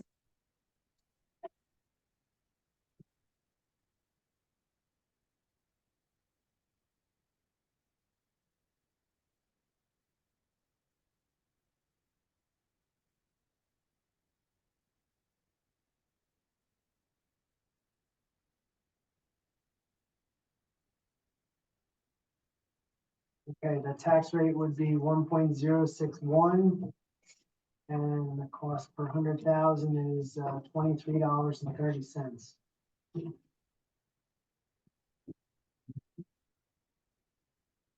The $10 difference between Councilwoman Engelhardt and Council President. $10 for $400,000 house. And, okay, so we now, we need 4 votes. Can I have one more question? I'm so sorry. So this includes the same exact, and all these numbers are with the same exact budget, right? We're not cutting anything, we're not adding anything. How does it affect how much debt we're paying, say between 2.25, 2.5? I mean, I don't know if that's an easy number to get out here, but I'm just trying to make sure we have all the pieces of the puzzle here. Yeah, I'm not changing how much debt we're paying off, if that's what you're asking. Okay, so it would all pay off the same amount of debt. So where would the difference in the money come from then? If we approve, say, a 2.25 versus a 2.8? Well, I mean, without cutting the budget, the only thing would be to anticipate additional revenues.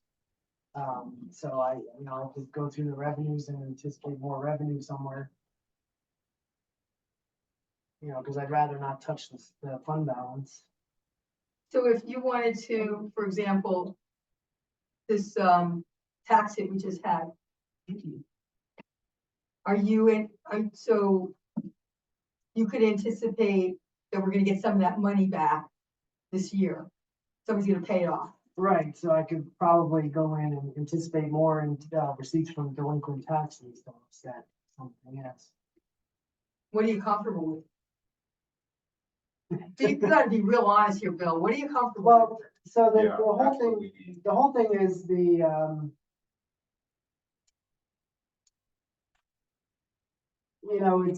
we're trying to make up the money we lost last year. So to do that, I don't want to go to the maximum. You're trying to make up the money we lost.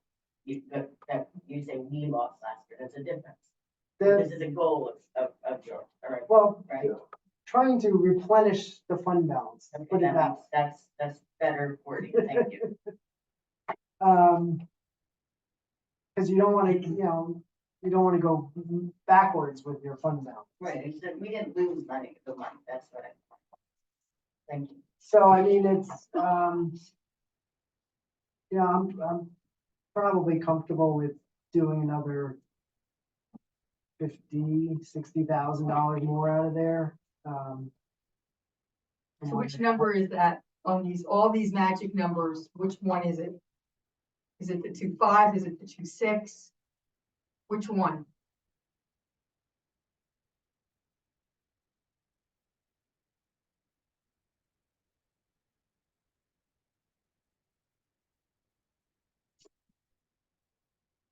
I mean, the 2.5 would work. We could do a 2.5, you would still be paying down the exact same amount of debt, but you would show additional revenue coming in on the line item of, uncollected tax debt. Correct. That we're anticipating that some of these taxpayers are gonna pay off what they owe us from last year. Yes.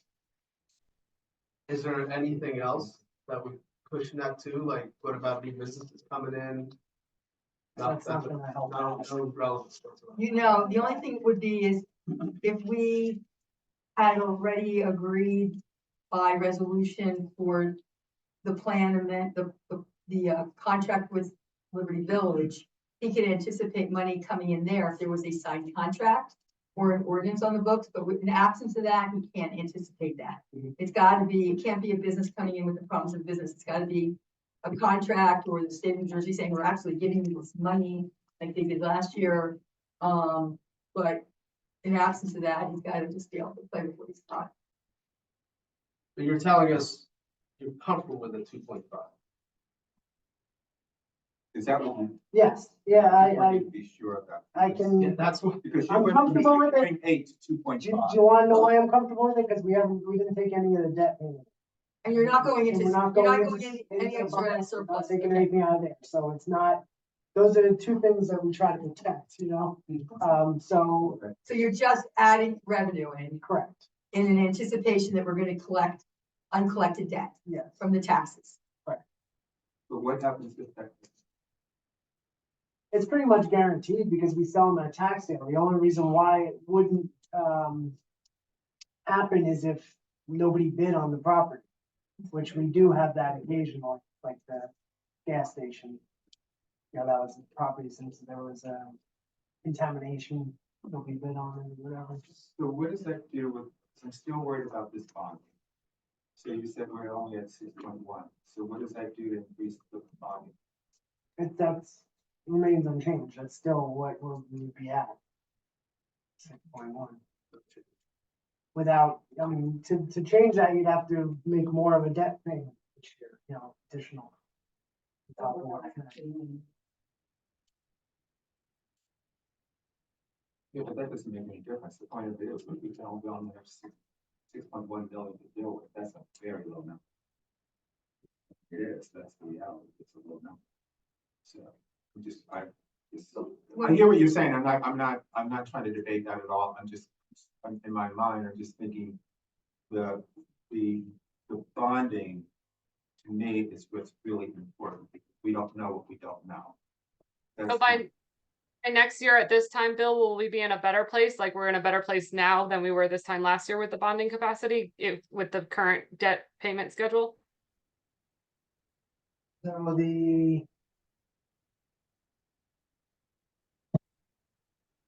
we should be, I mean, we should have about 700,000 more.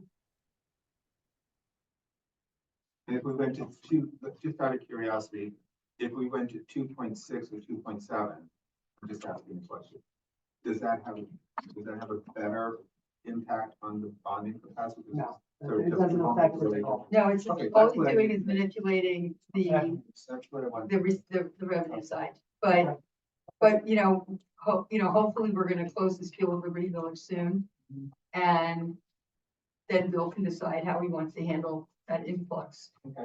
of money and, you know, whether it just is there to help, you know, he pays down debt to increase our bond capacity or pays off debt to increase our bond capacity. It's a lot of money that we're getting from that redeveloper upfront. So. Okay, so we're at 2.5. Is Trent, you okay with 2.5? Fine by me.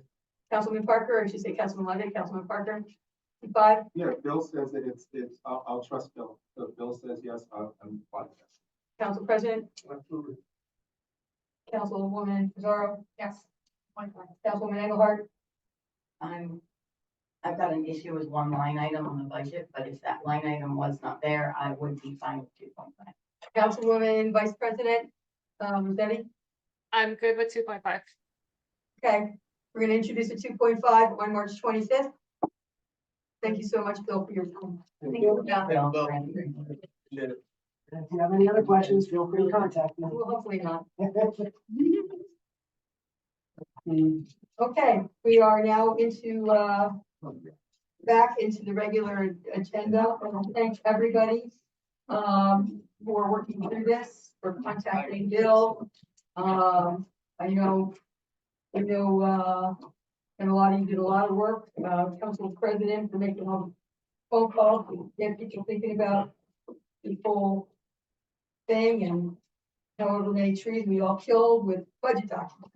So, all right, I'm gonna skip my mayor's report for, because I'm anticipating a lengthy conversation in executive session. So I'm skipping my mayor's report. Though I do have one issue that was brought to me today by the county. There is a regional, whatever region we're in, it's a regional meeting regarding having studios film in your community. Yeah. And there's a all-day thing in Morris County on the 23rd of April. But I was told by the county that if we want movie crews here in town, studios, somebody from the governing body must be at this meeting. So I wanted to see if anybody was, I can go. okay, and we'll send you the invitation. Yeah. What? We've done ordinances for film crews. Oh, really? Filming at home. Okay. I don't know, I don't think we've ever done. Let's go on, let's. Did we Robin before me? Okay, so Robin. We have one? Okay. I'm gonna look. All right, so who's going to this? Jeremy might. I'm gonna go. What date is it? April 23rd, it starts at 9 in the morning in Morristown. Or I'm just looking. That's okay. I'll Robin send remembers. both of you, and I'll let them know that Tony's definitely going. Okay, Look, Carl. that's it, that's not even your report. So.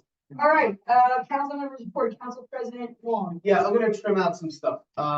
So the OAM report I have tonight, really, this is really important. So there've been power outage issues in the region, as you probably know, particularly in the borough of recent months. Our OEM has expressed frustration with the restore time on some of these outages. But one thing residents should be aware of is that they must immediately call outages. They must report the outages to JCP&L right away. They can do that on the website, but of course, if they don't have power, they can make a phone call. It's 1-888-544-4877. And if you forget that, it's 1-888-LIGHTS with 2 S's. Most importantly, if their outage exceeds 8 hours, residents need to contact the Office of Emergency Management. It's key. Or reach out to borough officials so that we can begin to advocate for that restoration. Facebook and other social media outlets are not the places to go report an outage. This must be done via the power company. So the OEM is going to have some information they're putting out there for emergency planning and stuff like that. But real quick, March is the month that marks the changes in the structure of the year. Winter becomes spring, daylight saving times begin. So March should also, you should be thinking about things like your smoke detectors. It's the most important thing. But there'll be more stuff. And I know that Councilman Parker got this information for a newsletter potential. It's got everything from practice drills to go bags. We'll have more to say about that. Fire department meeting is tomorrow night. Just a reminder to everybody that the fire department's annual flower sale is on March 28th, 29th, and 30th. That's a Thursday, Friday, and a Saturday. Thursday and Fridays from 10 to 5, and that Saturdays from 10 to 3. Quick rundown of response calls last month, real quick. 20 total incidents. Here are some, not all types of incidents. The fire department responded to 1 building fire, 1 motor vehicle accident with injuries, 1 person removed from a stalled elevator, 2 gas leaks, 3 electrical shorts, 1 authorized burning, 1 false alarm / false call, and 1 alarm malfunction. Finally, I just wanted to extend my heartfelt condolences to Kathy Knight and her family on the loss of her husband, Don Knight. Don was our neighbor across the street. When the Longs moved into the borough, we were greeted immediately by the Knights with a warm welcome letter and some baked treats left on the doorstep. Don was a kind man who completely embodied the gentle appeal to love thy neighbor. And that's Council Vice President Rossetti. Just a quick reminder, there's a shade tree meeting this Wednesday, 7 p.m. That's it for now. Thank you, Councilwoman Engelhardt. Very quickly, we had a really successful open house at the museum on Saturday afternoon. So it was great because it was a rainy day and people came in and toured the house. We had a large group that was a New Jersey hiking group that stopped in. They do this activity every year, and we had a first date they met as a blind date, their first date at the museum house, so I thought that was the coolest thing. So we all kind of, and then we encouraged them to go to other places around town, so, hopefully it works out. And I do want to just piggyback on Jeremy's, we did change our, the daylight savings time change this weekend. So check your, no, that's not my comment, just check your fire alarms and, you know, your smoke detectors and your CO detectors, please. As a friendly reminder. Thank you, Councilwoman Sorrow. Just a quick reminder that this Saturday, 10 a.m. till 2, the library is having a Maker's Day. Children and adults are welcome, spinning, weaving, fiber crafts demonstrations. And I will be there, so I look forward to seeing some of our residents and their kids at this event this Saturday. Great, thank What you. are the ages? When you say kids, what are the ages? Oh, the way that it's been presented to me, I mean, obviously not like toddlers, but grade school ages, Oh. I don't know, yeah. Elementary? Yeah, and older, like they're literally gonna do like weaving the moon and like, Oh, Yeah, oh, sorry. oh, oh, like, oh, oh. yeah, Okay, yeah, to okay. make her say, I was encouraged to like get involved in it too. Let me just add that the county libraries that day, until same day. No, they're giving out first come, first served. They're giving out free glasses to watch the solar eclipse on April 8th. Oh, really? So, Where will you be unemployed? I will be in Houston watching the solar eclipse, with my free glasses from the library. So yeah, free glasses, first come, first served at, all three branches of the county library. April 8th. I will be running the council meeting via Zoom from Houston. Councilman Levitt? Let's see, animal control, unfortunately, we doubled in our reports this month from 2 to 4. If there's any animals listening, please get it together.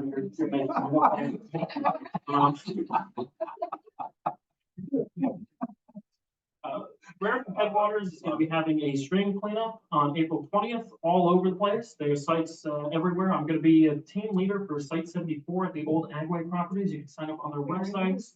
There's another one at Tucumurgan too. That too, they're everywhere apparently. I am also helping organize a bio blitz that's hopefully going to happen in, I believe, July. So if anybody knows any taxonomic experts good at identifying bugs or birds or moss or any kind of living beings whatsoever, please reach out to me. And the next HPC meeting is at Borough Hall at 7 p.m. on March 20th. That's it. Thank you. Councilman Parker?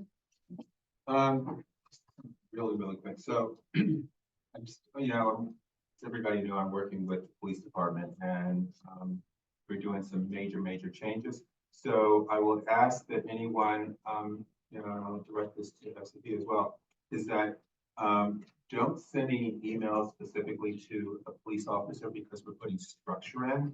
And I want people to go through the structure, because I just think that's very important, and that's something that we're trying to work with. More to come on that later, because we're actually going to be doing some promotion, so that'll come later. The newsletter is going to happen, although I didn't get things from a lot of people, but I'm just going to go with what you have. Oh my God, I sent it. No, I'm teasing. Oh. This is for the February meeting, right? This was going to be the February, but I didn't get the information in time, so it's going to be for March. So if you need anything else from me. No, I think I'm gonna reinvent some things that didn't happen in December, just because, I was ill. So that is, I'm gonna try to get it out next week. So, just to let you guys know that it is going to happen. Chris, I do need something from you, by the way. I'm not gonna be calling you out or anything. No, it's relatively uninteresting. Tony. And then the other thing is that we had our first meeting with the Arts Committee. I'm gonna be chairing, which I got stuck into, but I got fully into it. But anyway, it's gonna be exciting. I'm really looking forward to this. I think the team that is the mayor appointed is pretty a dynamic team. I think we're all gonna do some wonderful things together. And that's it. Thank you. Okay. We're now at public comment, period number 1. So if you have any comments, please limit them to 3 minutes. I will be, continue to wrap it up. There will be a public comment period number 2 at the end of the meeting. So please just state your name and your address for the record if you have anything. Okay, 3 minutes, Mr. Tony. Thomas Bennett, 45 North Main Street. I'm glad to be here during this budgetary fiscal, I guess, go around. I've been a resident of Flemington for a long time, not to mention a number of years. I've seen things come and go. And then I also, I guess, presently see a lot of things that are going stale. By stale, I mean like movement. I could talk here for 20 minutes based on what I heard and what I know. But basically, and I have the book here again about the merging situation between us, possibly, and maybe sometime in the future, us and Meriden Township. And I'm almost delighted to know that AI is now on the scene. I mentioned to Mr. Parker, if AI took a look at a merger situation between the borough and Meriden Township, what would it come up with? You know, it would take the politics out of it. It would take a lot of the, I guess, the mess that Princeton and Princeton Borough had to go through just to disentangle themselves from the fact that, you know, maybe being together is better. Other than that, I would seriously think that this council should look at that. I know that in Meriden Township, they're in the latest real estate craze. There were about a dozen properties that I could not believe what they sold for. And because of the gigantic, and I mean, very sizable increase in the price of these homes, you know, since I, you know, resided here, those ratables for those houses had to have really doubled. And that's Meriden Township. As far as everybody here in the room, we know that cash is king and that is servitude. And right now, with the delinquencies, you're finding out that people just can't make ends meet because there's a lot to go into that fiscal formula when you're a resident taxpayer, father, mother, you know, how to go to school, et cetera, et cetera. I play golf, you know, and I kind of slackened off the last few years, and the reason is the cost. Just the cost. I looked online, there was something about golf hats, $70 for a golf hat. $70 for a golf hat. A round of golf at Heron Glen, I'm not even gonna quote what I paid, you know, the first time I walked on the golf course versus a round today, plus, you know, a cart, you know, and yeah, the fiscal reality is overwhelming. So think about a merger. Think about the fact that when you guys mentioned, oh, you know, firehouse went under and all this. Well, maybe Meriden Township's firehouse went and not got hit by that tornado, you know, and there they are, they're here. No reason to panic, you know. Anybody see Oppenheimer? I won my bet on that for best picture. You have about a minute left. Yeah, okay. Okay, It'll be a good minute. okay. But anyway, I watched that. And at one point of the movie, the physicists and all were questioning whether, when the bomb went off, whether the atmosphere would be set on fire. They were all wondering. And then they went to the source, the AI guy. They went to Einstein. And Einstein took a good look at it. And he said, listen, I can't be sure, but nah, it's not going to happen. They set off the bomb anyway. Thank you. Anybody else from the public?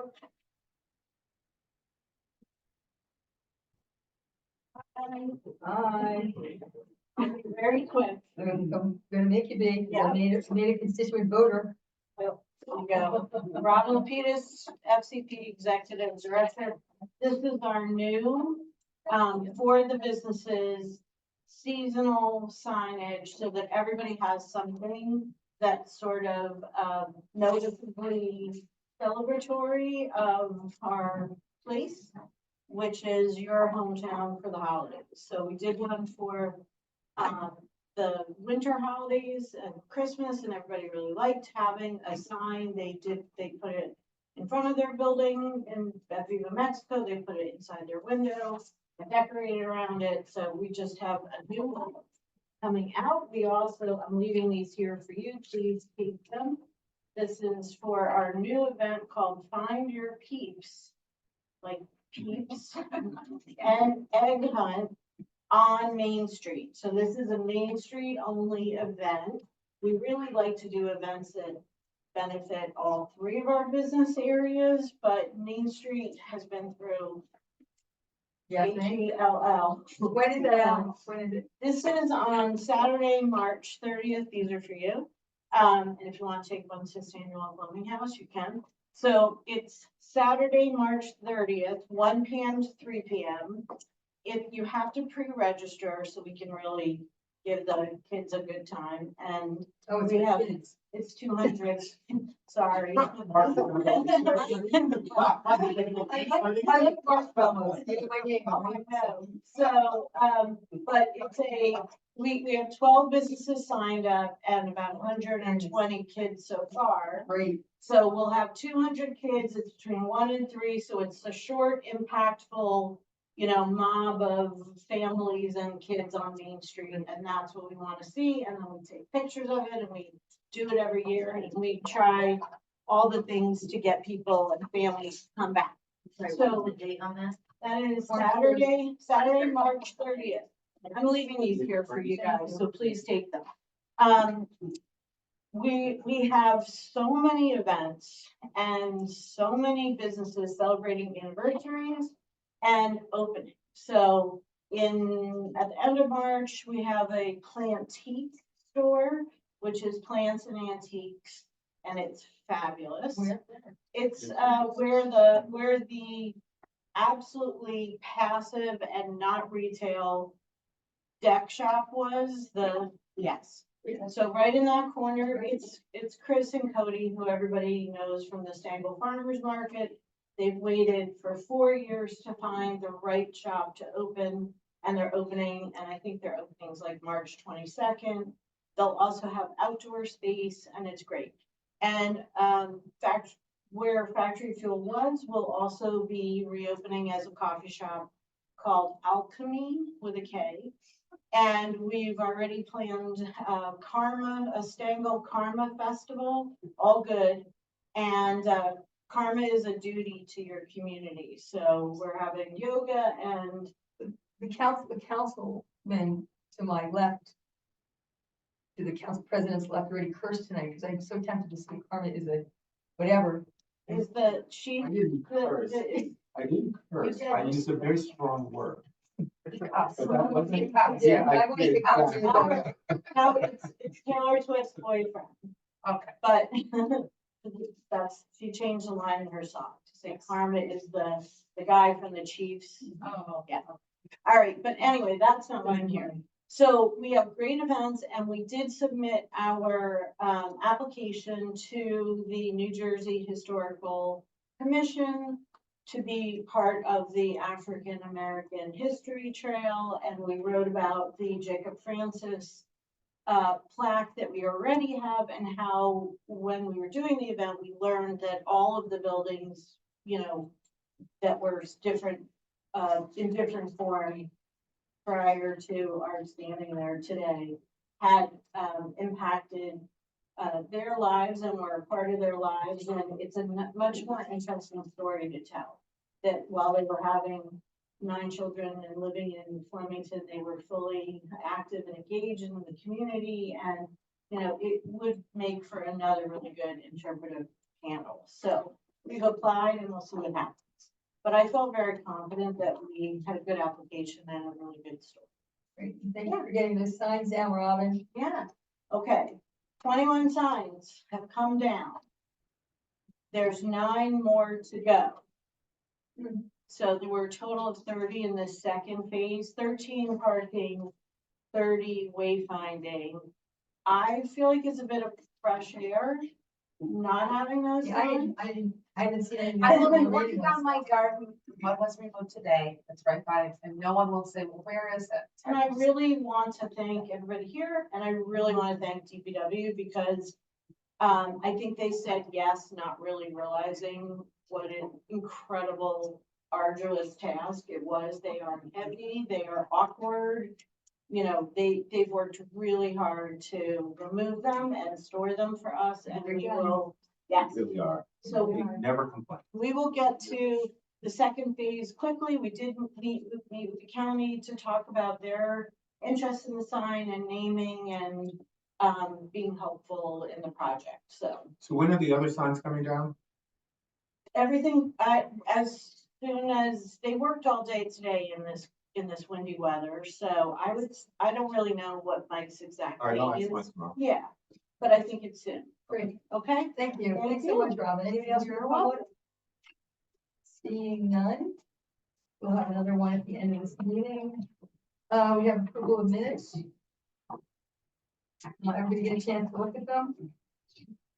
Okay, can I have a motion to approve January's regular session? On the move. For a second? Sorry, second. All in favor? Aye. Any extensions?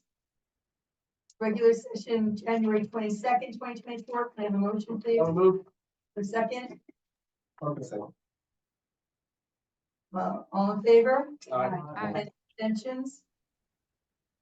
Executive session, January 22nd, 2024. On the move. Is there a second? Okay, second. Roll call, please. I'm sorry, all in favor? Aye. Wait, why did you not call me? Any extensions? Okay, under consent agenda, we have resolution 2024-49, resolution approving taxi license for 2024, and resolution 24-50, resolution authorizing the appointment of Judge Charles Caro as a Raritan Township Shared Municipal Court Judge for a 3-year term. Raritan Township asked us and the other municipalities in Share Court to concur with their selection of the judge. We do not really get a choice on that, but we continue to save about $25,000 on that shared service.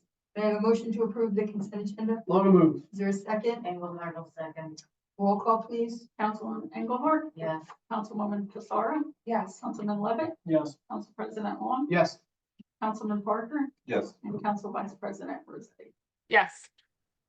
Thank you. There's no public hearings tonight. Regular agenda, we have resolution 24-51, resolution by the mayor and council of the borough of Flemington recognizing Women's History Month.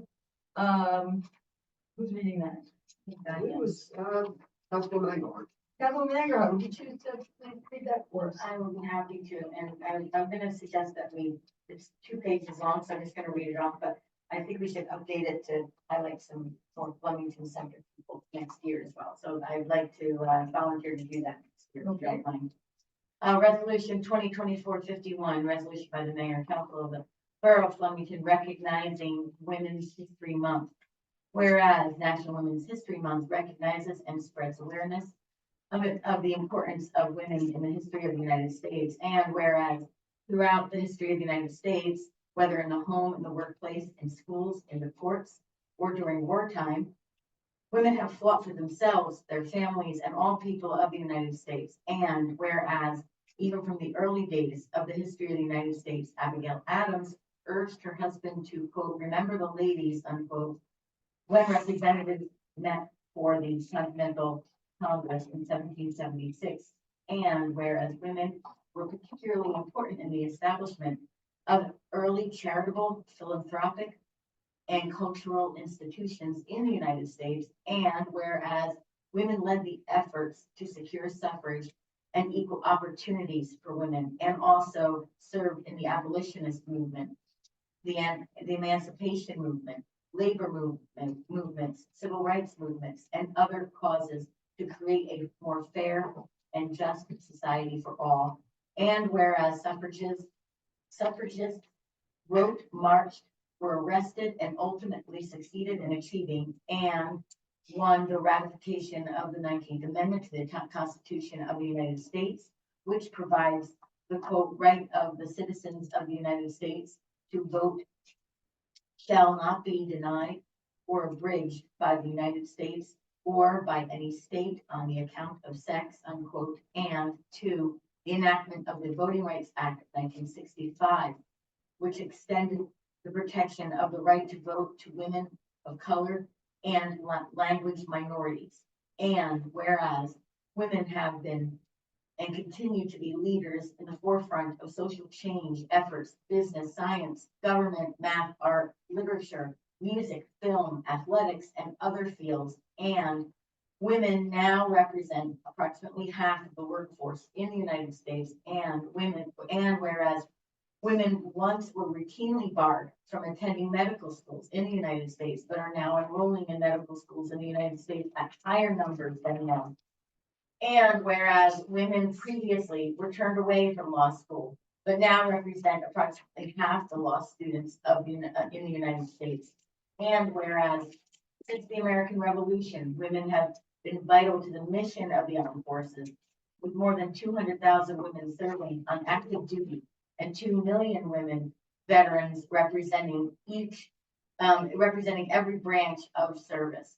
And whereas more than 10 million women-owned businesses in the United States, and whereas Jeanette Rankin of Montana was the first elected to the House of Representatives in 1916, and Hattie Wyatt Caraway of Arkansas was the first woman elected to the United States Senate in 1932, and whereas Margaret Chase Smith of Maine was the first woman to serve in both houses of Congress, and whereas in 2023, a record total of 154 women are now serving in Congress, including 129 women in the House of Representatives and 25 women in the Senate. And whereas President Jimmy Carter recognized March 2nd through March 8th at 1980 as, quote, National Women's History Week, unquote. And whereas in 1987, a bipartisan group of senators introduced the first joint resolution to pass Congress designating Women's History Month. And whereas in 1987, President Ronald Reagan issued a presidential proclamation proclaiming March 1987 as Women's History Month. And whereas in 2020, Congress passed the Smithsonian American Women's History Museum Act to establish a National Women's History Museum on or near the National Mall in Washington, D.C. And whereas despite the advancements of women in the United States, much remains to be done to ensure that women realize their full potential as equal members of society in the United States. Now therefore be it resolved by the Mayor and the Council of the Borough of Flemington, one, we designate March 2024 as National Women's History Month, and two, we recognize the celebration of National Women's History Month as a time to reflect on many notable contributions that women have made to the United States. And three, urges the people of the United States to observe National Women's History Month with appropriate programs and activities. Great, can I have a motion, please? Go move. For a second? Engelhardt, second. Roll call, please. Councilwoman Engelhardt, Yes. Councilwoman Pizarro, Yes. Councilman Levitt, Yes. Council President Long, Yes. Councilman Parker, Yes. Council Vice President Rossetti. Yes. Great, thank you. Thank you for reading that, Councilwoman. This is what I wanted. Next, we've got the ordinance, 2024-02, an ordinance amending chapter 35 entitled Taxation of Code of the Borough of Flemington to impose a municipal occupancy tax. Excuse me, of 3% on hotels, motels, and other transient accommodations, which I assume include B&Bs and, no, I don't think the way it was written, Airbnbs and Verbos and all those things are captured under that. Typically, but There's a different one. There's a different ordinance. Keep going. Okay, this introduces this ordinance, which, the state of New Jersey allows by law. Councilwoman Pizarro a year ago during tax budget season brought this to the council's attention. And I told her that when we get closer to opening up the hotel, we'll make sure it gets done in plenty of time. Now is the time. Plenty of time. Yes, so it'll be, Get the it'll be in place, We are probably a year before they open. So, and this gets passed directly onto the, hotel users. Yep. The hotel collects it and then sends it to us. Can I have a motion to introduce? Sarah? Is there a second? Long will, second. public hearing will be, oh, I'm sorry, roll call please. Councilwoman Engelhardt, Yes. Councilwoman Fasari, Yes. Councilman Levitt, Yes. Council President Long, Yes. Councilman Parker, Yes. and Council Vice President Rossetti. Yes.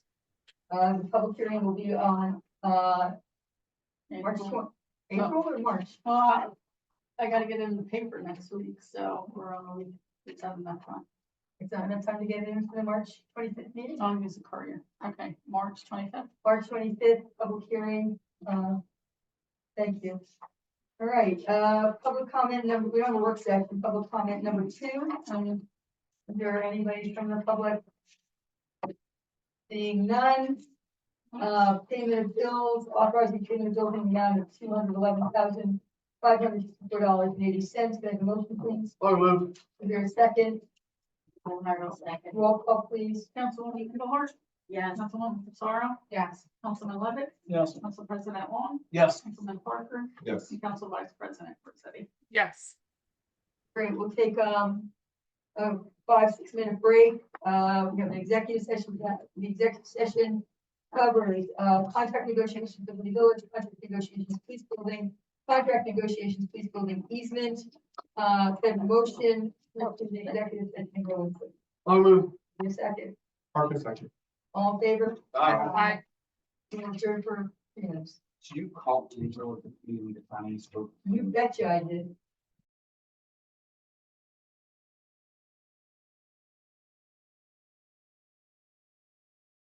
Open session. We're back in open session. We have, no business to do in public.